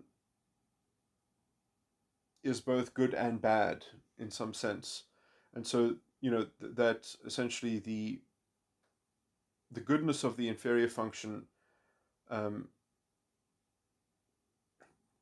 goodness in the inferior function has to be that the dominant function has to look up to the parent function to learn something about the inferior function through the parent function. But in some sense, the dominant function needs to reconcile directly with the inferior function, but it does happen through the conduit of the state of responsibility, which is in some way more the conduit of responsibility in some sense, or the state of the conduit of responsibility is the parent function, but it's the dominant function that needs to grow in the use of the parent function, in the use of responsibility. So it's the idea that the parent function is the sword of responsibility, but that sword must be a double-edged sword that cuts both ways.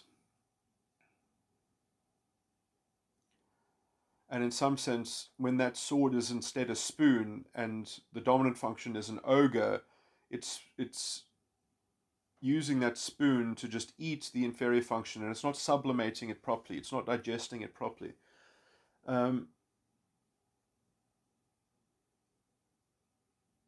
But it's growing big, but it's not growing properly from it because it's not digesting it well. And in some sense, I mean, there are lots of different ways to do it, because in some sense you can't put down the sword. The sword is always in the room. The parent is always in the room, but you hope that the sword will just be in the corner of the room, and you will maybe look at it, and the ogre will remind itself to be civilized. But essentially, it can abuse the parent function to provide to it motivation, but whenever it does that, it has to make sure it cuts both ways against the inferior function. And so in some sense, I think that the analogy here would be that the personal responsibility can use the bridge between itself and the transpersonal, and the transpersonal is also a bridge to the ego, but there's a middle ground between the personal and the transpersonal, and that middle ground needs to cut both ways. But if it cuts against the transpersonal, the personal must also have a corresponding duty or something like that. And if it is used for the transpersonal, it must also be used against the personal in what you must provide to somebody else. So it must duties and obligations. Those are almost the same thing. but in some sense, the rights have to be very bootstrapped. I would even say again that the rights have to come from a kind of a tentative, principled right that is almost like a kind of system of via negativa.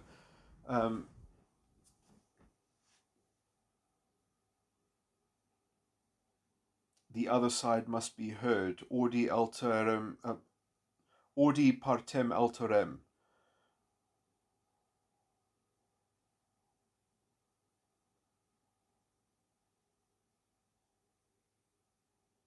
Sorry, it might be. I've forgotten the Latin. It's either or it's audi alterem partem. I'm not sure the last two words, what sequence they're in. Justice must be seen to be done.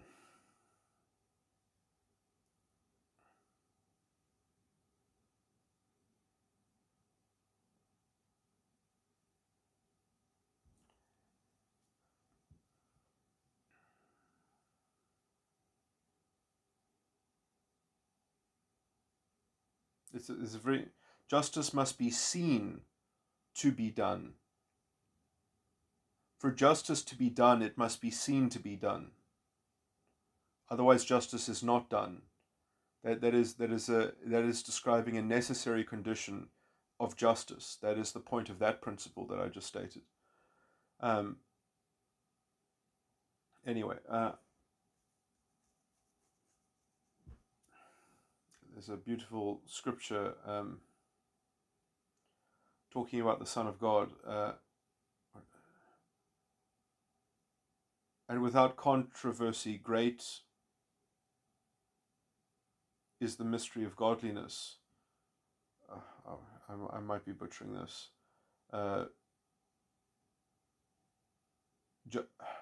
Something about, and he was. I can't remember. I've got the don't have the.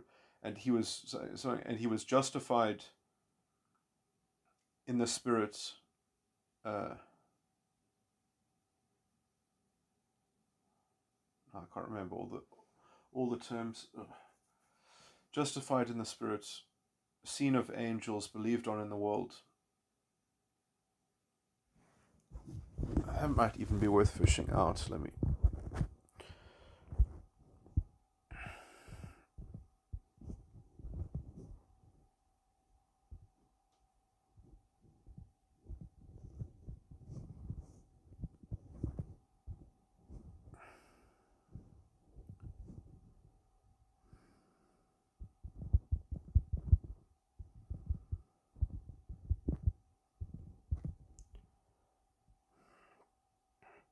And without controversy, great is the mystery of godliness. God was manifest in the flesh, justified in the Spirit, seen of angels, preached unto the Gentiles, believed on in the world, received up into glory.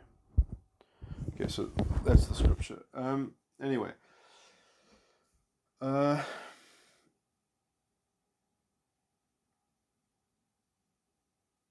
Justified in the flesh. Justice must be seen to be done. Anyway,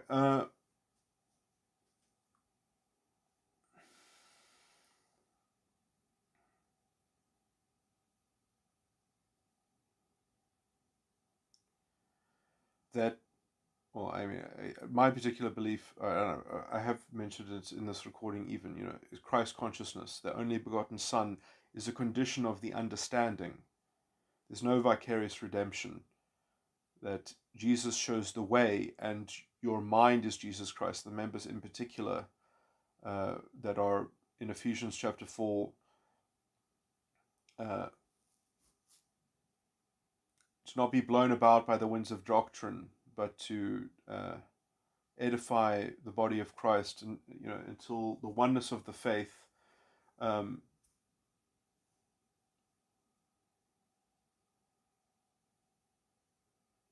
unto the full stature of the Christ, unto a man that reaches the full stature of the Christ. So this is the thing: is the full stature. There's no, you have to have the full stature, otherwise it's not, the salvation is not done.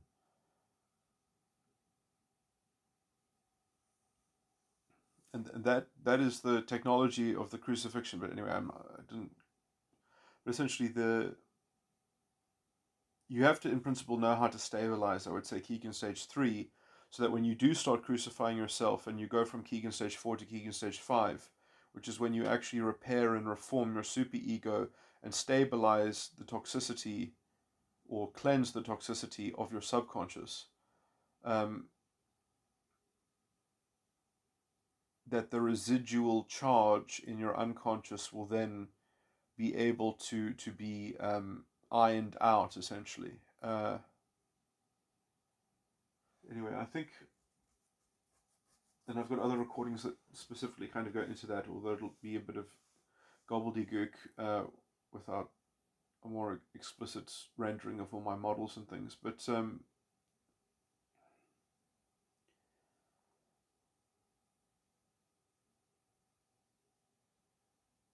yeah, I guess for me, I really want to clean up the middle of society. I think the middle of society is really, because if journalism was actually more sane and less insane, and if the sense making of a society were independently controlled by people of good standing and people with a good head on their shoulders, capable of communicating and sense making properly, then essentially we wouldn't be able to be misled into polarization. In some sense, the symptom of polarization, of people being that are capable of responding to this kind of political tribalism, which in my sense is much more toxic from the left than it is from any other. The idea that the Republicans the Republicans have a toxic establishment, just like the left has a toxic establishment, because they're the same establishment. But the actual politics themselves, the right of politics at the moment is much healthier, or at least in some sense, to the extent that if they are becoming toxic, it is because of the unjust treatment of them and the maligning of them and the slander of them by people who do not even have a justified, the whole narrative concocted in America is so controlled by this shadowy plutocracy. And I don't even have to say that. I don't even have to prove that conspiracy theory. Jack Dorsey's Twitter and Mark Zuckerberg's Facebook censored the Joe Biden story. How is that not tampering with an election? That's completely unjustifiable. This is, how do you call that a democracy? Well, you in some sense that is like a fascistic democracy in some sense, but where plutocrats and elites sort of control things. But more more importantly, in some sense, is how do you call that a republic? That is not a republic. That's a democracy. You live in the rule of man. You don't live in a republic that has the rule of law.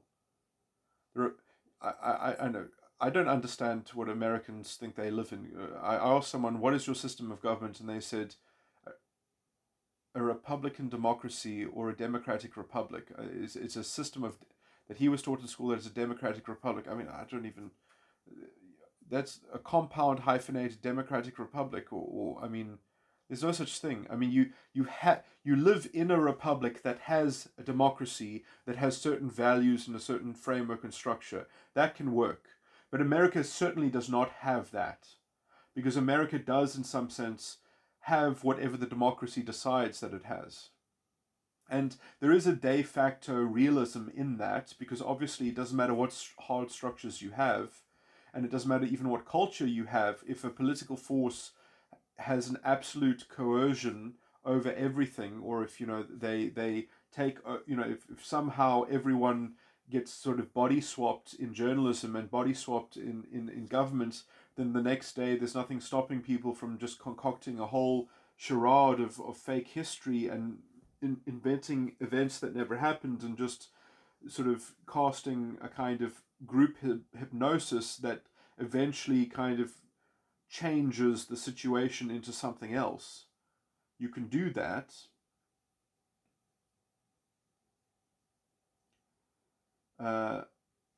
Technically, nothing is beyond corruption with enough technology and let's say psychological trickery, and in some sense the only real defense we have to that is honest, genuine sense making, and people that are courageous enough but also, you know, humble enough to grow in the public sphere as intellectuals perhaps, and to also be able to hash it out, as it were, to actually to exemplify that and to role model that. But so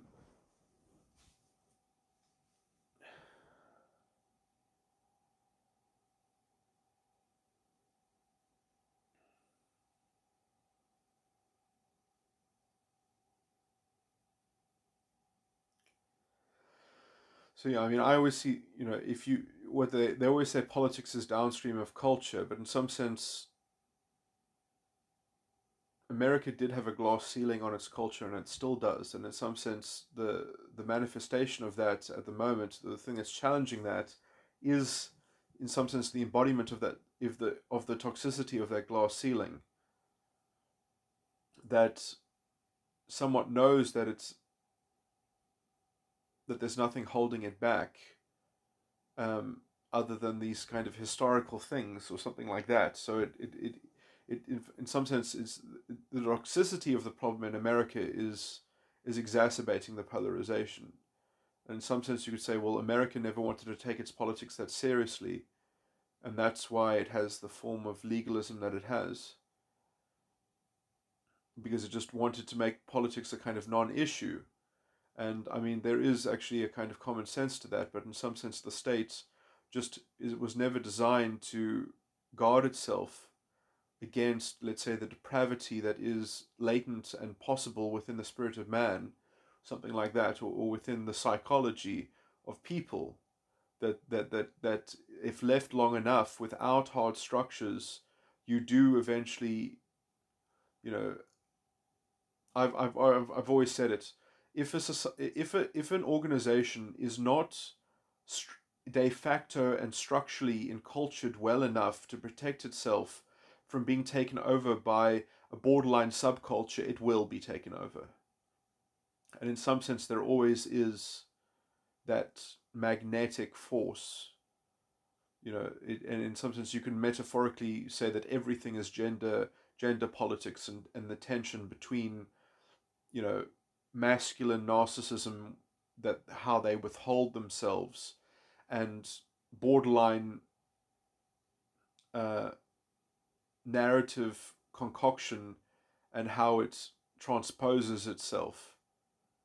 And this is why I always say that you might as well call it matriarchy and not patriarchy, because I do believe in some sense that the matriarchy ontologically precedes the development of the patriarchy.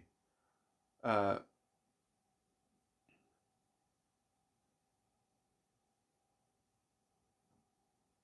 and women somewhat folded over in their own sort of self-victimization, that the power that they wielded came at the cost of their individuality, because you can only have proper transpersonal narrative power if you are willing to conform to setting a standard across all the women, so that you can kind of create a social construct. And this sort of witchcraft of social constructivism, which has in some sense always been part of one of the bookends in the container of the unconscious side of the mind. It's just, you know, I mean, look, it is true that some female individuals are more masculine, and some male individual. I mean, males still have borderline personality disorder, and females also perhaps there are. Although I haven't really met a female that I would say was just narcissistic and not also borderline, but I'm sure that there are some individual females that are just narcissistic. That, but I guess I have to phrase it like that, because I mean, that's weird, because actually I have had a lot of experience with human beings. No, I mean, I do think that essentially just natural psychopathy, essentially, yeah, it would basically be a female with just that a case of, yeah. So the I believe it's metatype.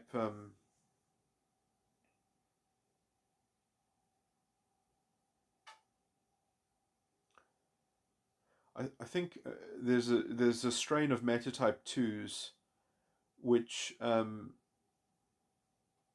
anyway, perhaps I should confirm with my notes, but because I might be getting mixed up between metagram circuitry and metatype circuitry. But yeah, I mean, I think definitely all the personality styles that generally sometimes develop psychopathy, the female variant of that would then generally be a kind of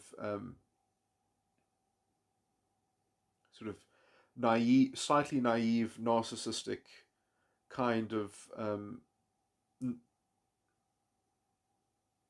this is hard to describe because in some sense, you see, you can't really describe psychopathology without describing metagram circuitry. So just talking about metatype doesn't really work in terms of really describing those kinds of complications and things like that. But anyway, I should also make a video about some of the tentative ideas, because someone asked me specifically about what was epilepsy and what was schizophrenia, and I think I don't know, but I think I've got some theories which one of those are probably correct. But anyway, let me stop this rambling and stop this recording. I think I've gone through. Oh, so I'm still getting around to talking about the narrative that essentially you can have an organization that has a kind of prerogative, that is playing a game, and in some sense, that's what sports usually.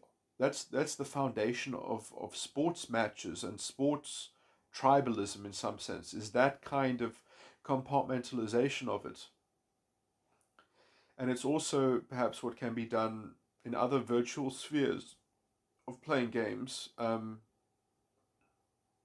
you can safely explore these sorts of things.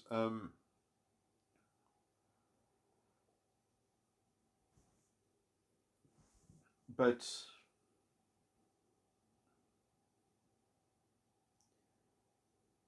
you know, it doesn't mean that there can't be serious games and games that are deadly serious. But then, if people know that it's just a game, but it's a deadly serious game, then maybe they can also work out, well, actually, maybe this is the wrong.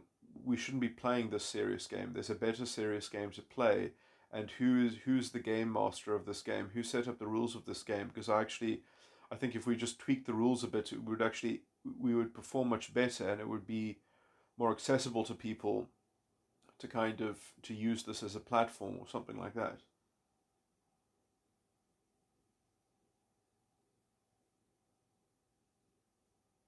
There's a drama to some degree perhaps, but in some sense, you know, it's all a drama as well in the unconscious side of the mind. And when you realize that it's a drama that is recycled, that is just a loop, and it goes around and around and around and around, and when you are not afraid to see every segment of the circuit of that loop, then you know that we're all bound in chains.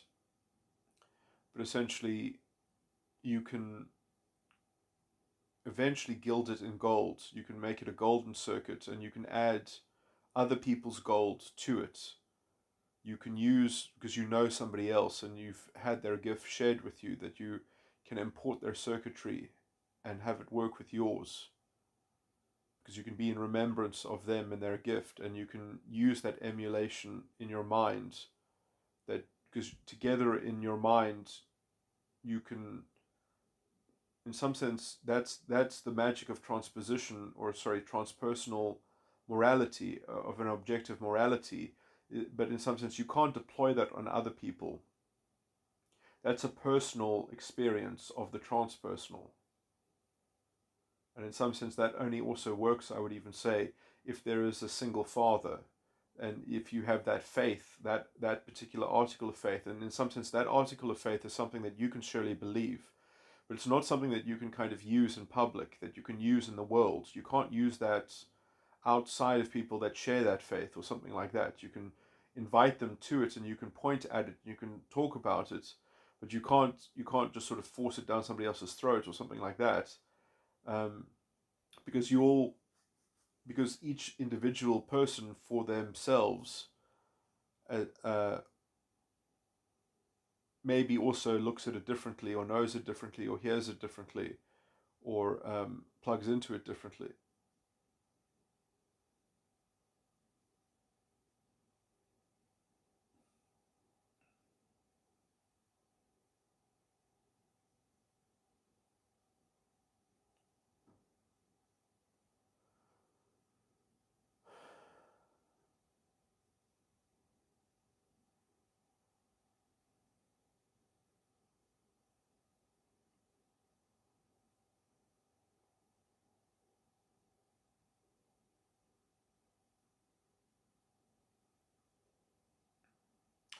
And this is why it's always important to share the co-chair in a discourse. And when people are not capable of sharing a co-chair, it's generally because they don't even have the transpersonal category of that it's possible to come into an aligned faith or a single faith. And when you've already given that up, essentially, you don't believe, in some sense, you believe you're playing a solipsistic game. The variant of the game that you're playing is a kind of solipsism. Or if you want to generalize that solipsism, you can maybe call it a panentheism, that we're all just aspects of a single God or something like that. And then, and all of these things I would say, fail quite badly in being a properly robust transpersonal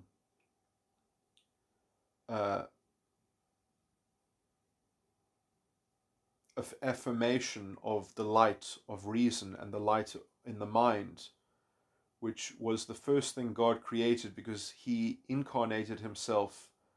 That was the first thing that he did. He made himself in reality as the light.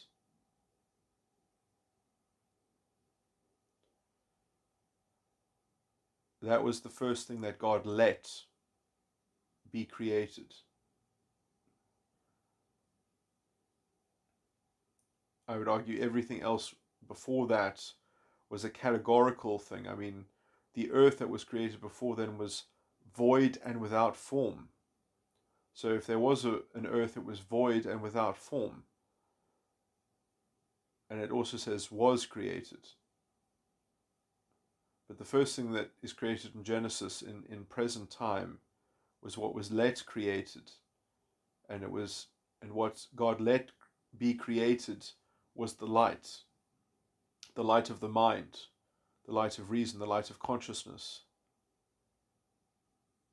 Because before then, the face of God was just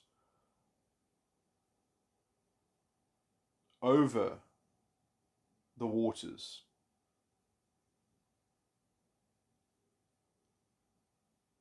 And darkness was on the face of the deep.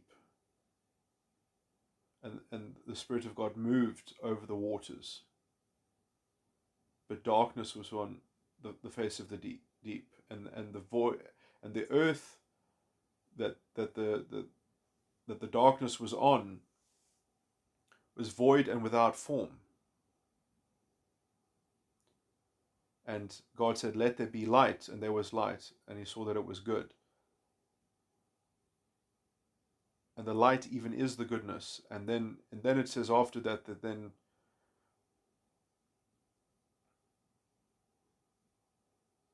the division between the light and darkness. And God divided the light from the darkness. So at the beginning, there was darkness, and then he created light, and then he divided the light from the darkness. This is the light of reason creating an understanding and dividing it from misunderstanding. That actually, before there was misunderstanding, the first thing that was there was first misunderstanding. It was void and without form. It's two things even. It was void, which means it was invalid, and it was formless.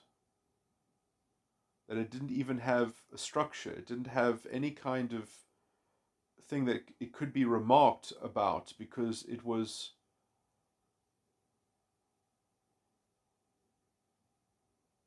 there was nothing to see it, because you need light to make something visible even.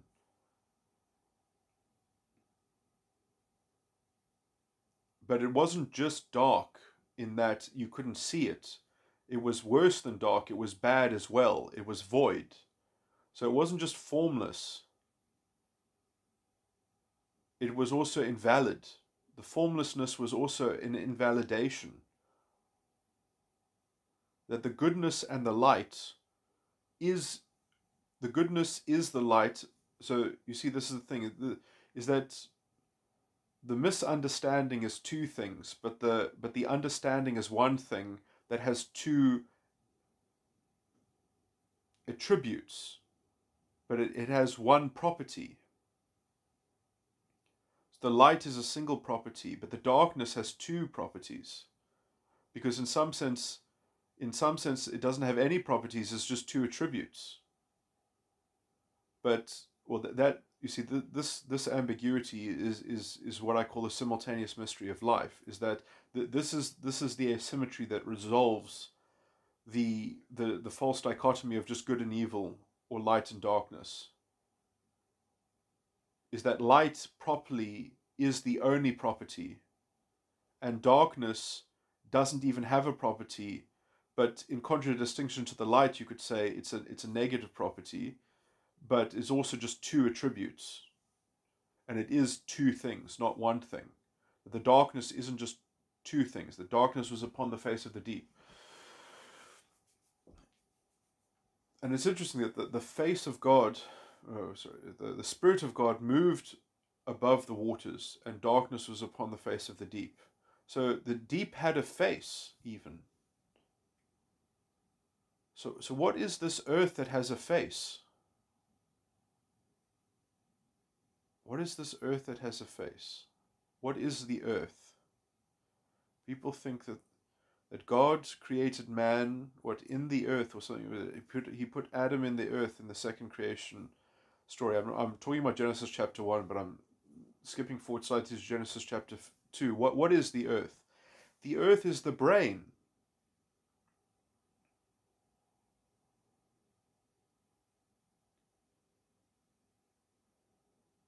What is the earth that has a face?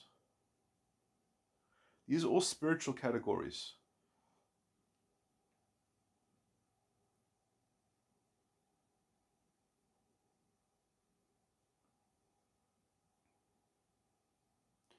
I mean, if you understand that even the ancient people, they never thought that the brain was that special, even maybe, that your organs are more special, your heart is more special. That's where your oomph comes from. That's where your reason and your wisdom seems to reside when you're projecting it from the middle of your chest. That's why you do something, is from your chest. And what you care about is maybe in your solar plexus or something like that. And the earth is just a switchboard of all these things that are constantly happening. One thing breaks down, another thing comes and eats it and repurposes it and rewires it into the structure of how things would be, in terms of your appraisal of how everything fits together in a circle of how things would be, of your appraisal of how things would be. That's the condition of how things would be, is the state of the earth, the state of your brain perhaps. But it's just a switchboard at the end of the day. I mean, if you have a bad switchboard, you can't communicate anything to anything. You can't, it's just is it a control is a switchboard a control center? You've got all the workers in some low part of the building.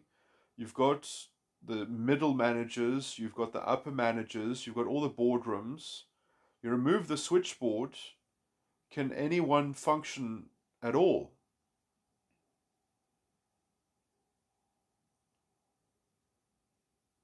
So what is the earth? The town crier that has to talk to somebody else, or what is? I mean, this is just everything that I'm saying now is just sort of repurposed Scientology, and also which stands on the shoulders of many traditions. I mean, even Scientology, that takes a lot of Hinduism and Vedic philosophy. I mean, all Vedic philosophy in some sense is Abrahamic.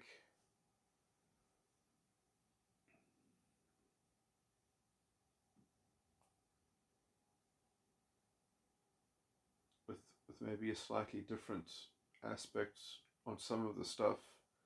But they embody a lot of the things. I mean, all the cattle, the sacred cow is literally perhaps a residue, I think, of Genesis. That cattle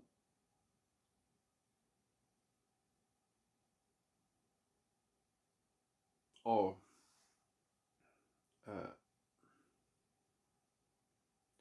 follow after his kind and after their kind. That the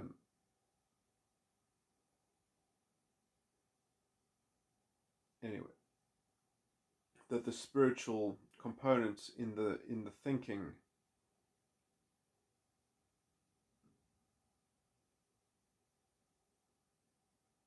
it's difficult to say that animals think. I mean, they compute in a way, but they don't think with concepts. They don't have understanding.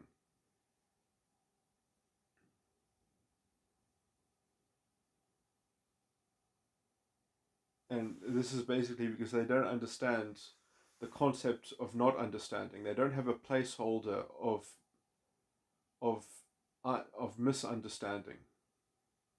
That's essentially what marks human sentience, is that we know concepts, that we know that when we don't, we can know that we don't know something. We have the capacity to say, I don't know what the answer to that question is. Animals can even embody a curiosity or a doubt or fear, but that's an embodied thing. They don't have a concept of that. They can even align themselves according to their passion and their passions, which include, let's say, attraction and revulsion, in preferring their own states, and so by that they can incline themselves towards a kind of a preferred mode of interaction. And there is thinking involved in that, but the thinking is essentially it can't discern between considered choice. It can't sort of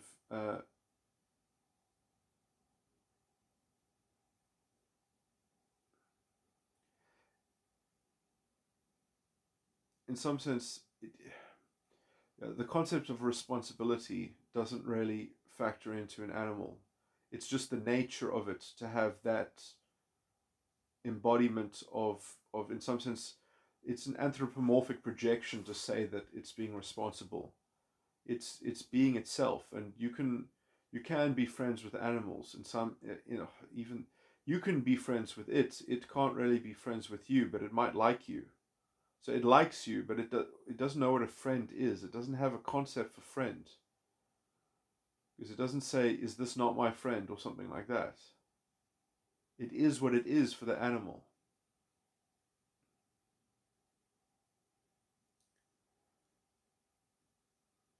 And it will have memories of what it is like as well, and it will have an instinct about those memories, but they're all just instincts. But it doesn't have sentience because it doesn't have the capacity for free will. But its nature can develop and grow and be habituated. But you see, human beings are not like that because we have a higher capacity. And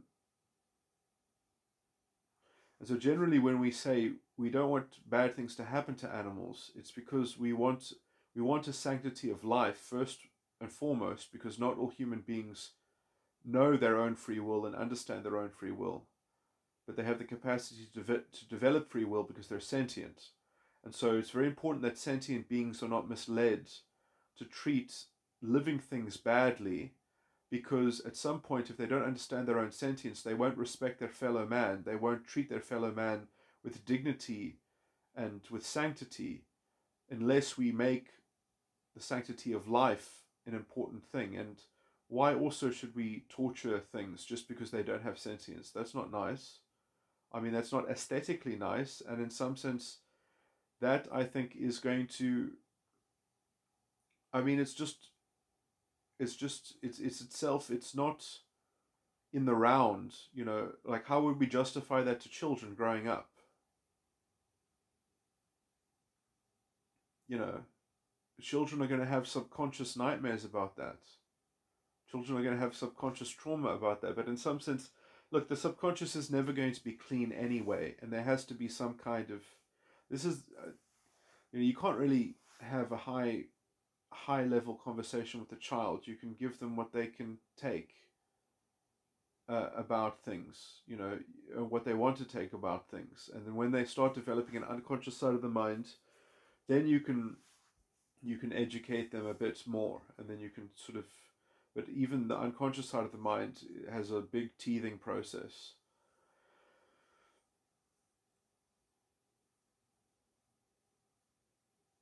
But you know, the problem with children asking why is because the idea is that there's a belief that can crown all the other beliefs, and in some sense, the only thing that does that is beliefs about beliefs. That you need a belief about how judgments and beliefs work,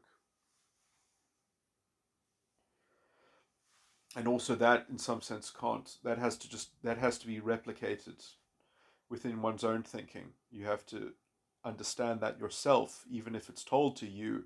It won't make sense unless you rerun it, unless you actually work it out yourself, from the ground up, in your own working.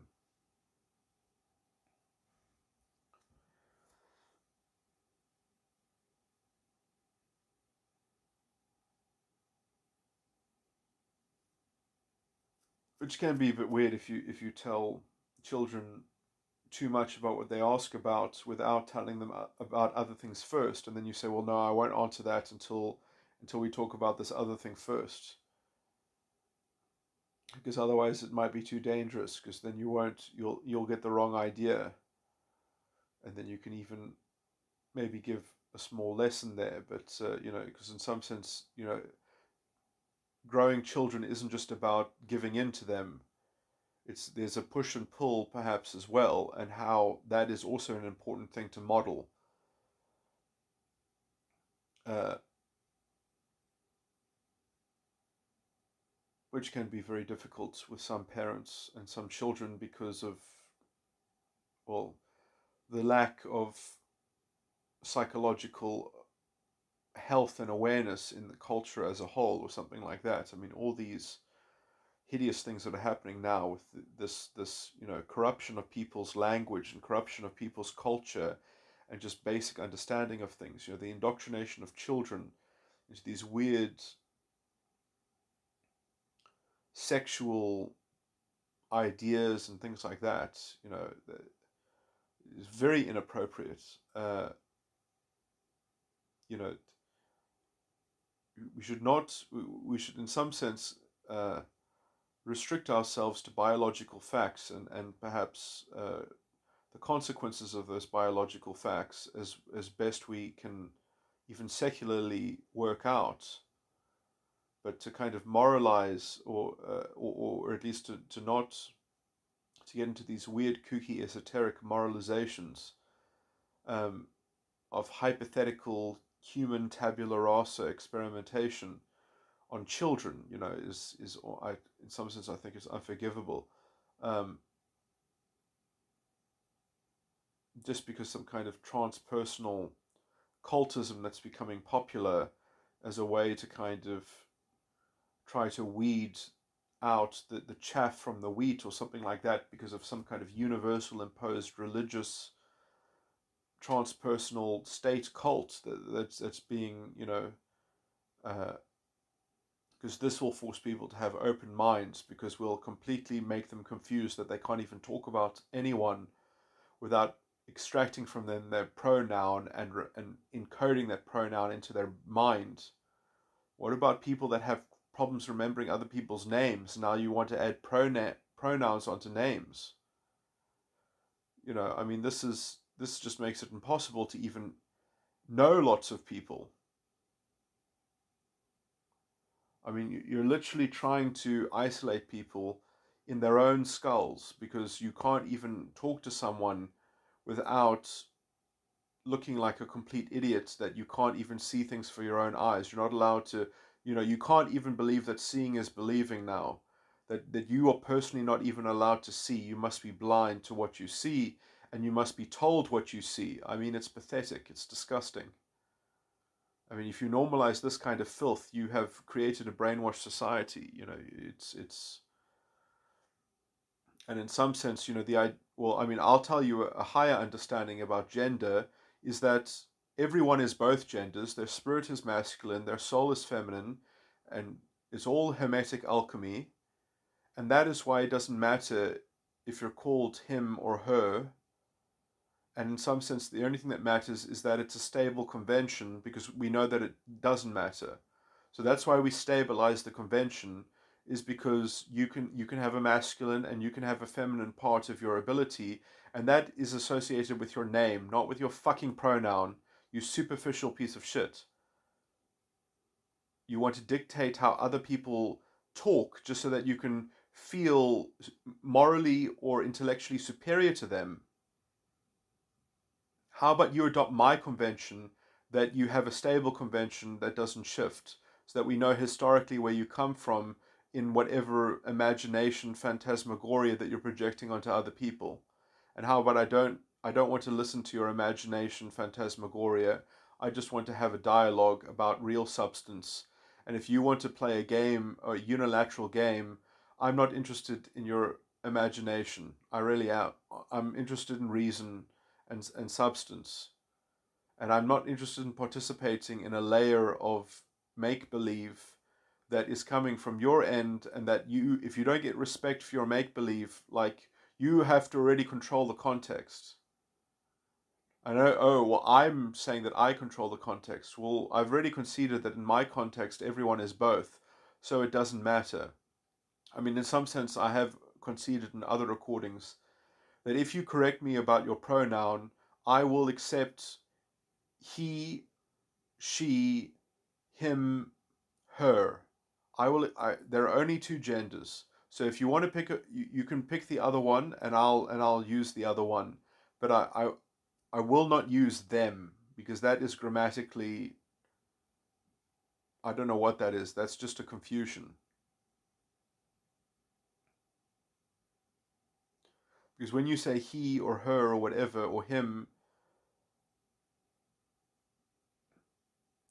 then you're referring to a singular. And when you say them, people, I'm not going to refer to an individual as a plurality when um, I'm individually talking about what someone believes or something like that. I'm not going to see. This is the trick, that an individual can represent a category or something like that. Who made the leader of? Who made them the leader of what? Are they holding themselves out to be a people? I mean, like, when I'm in an interpersonal situation, I mean, I can tell you who I think I am. I believe everyone should refer to me as Lord, but I don't insist on that. My pronoun is Lord. Thank you very much, but I don't insist on that. I'm a him, I'm a he, but if you want to get into my transpersonal belief about myself, you can call me Lord, thank you. You can call me Lord Wait. I mean, I have friends that I've had to, well, I mean, that when you call them by their first name when you know them, but essentially in the real world they are lords. They're Lord Sumption, and I call him Jonathan when I talk to him. But anyway, that might be that might be my own memory or something like that. But I can't. This is so embarrassing. I can't even remember the Baroness that introduced me. Um, this is so embarrassing.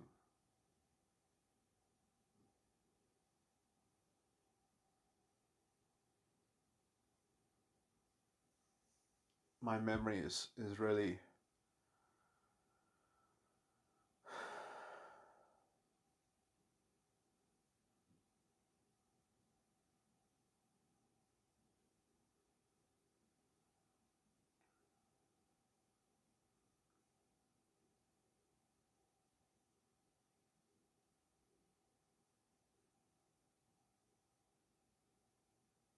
Anyway, this is not important. But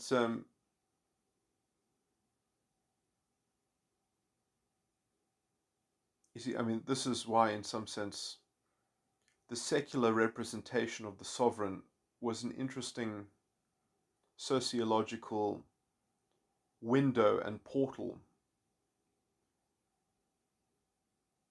into, in some sense, the fruit of formalization. But we do have to understand that culture cannot be higher than Keegan stage 3, and that culture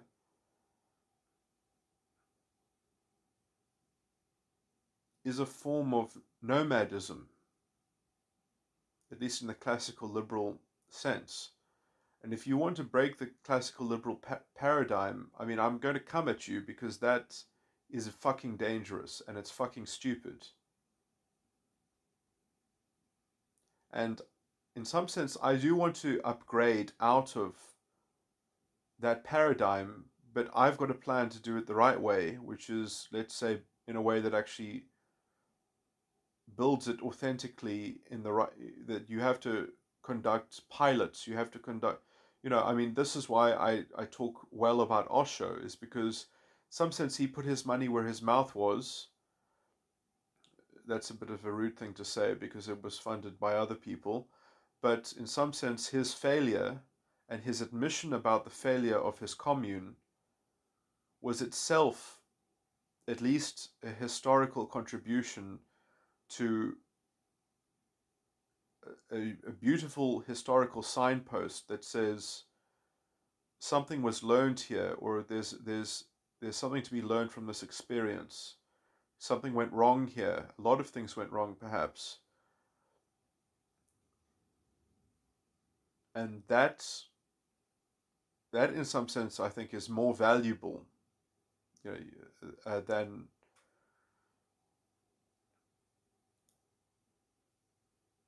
I mean, you can just run through so many thought experiments on Osho's failed commune before you even start doing anything new. You need, let's say, thought designers, thought architects, and in some sense, even if you get the right structure, the minimum requirements of buy-in terms of the number of people that you need that are going to be stable enough as a unit or something like that to model something that would actually function and would actually be capable of concentrating capital investment so that it could increase itself in its efficacy and in some sense scale its productivity, and but also at the same time have a stable social structure and a stable way of let's say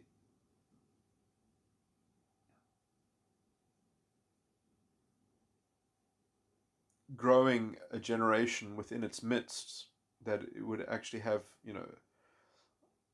It's a very interesting question. How does Star Trek: The Next Generation, how does that come about?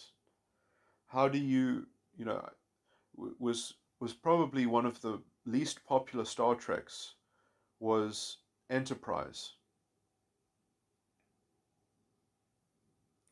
This is so embarrassing. I can't remember the actor's name, but with the actor from Quantum Leap, I was very upset when they cancelled that, when they wouldn't let that continue, because people just weren't interested.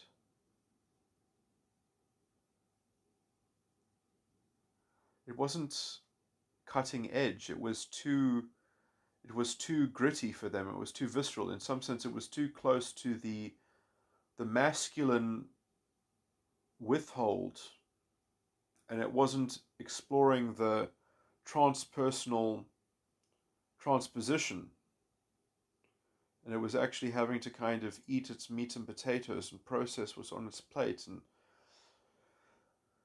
anyway,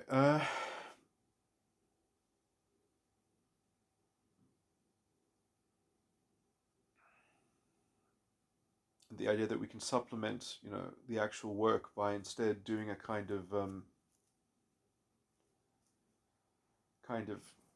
expedient sort of thing. Anyway, this is such a long recording.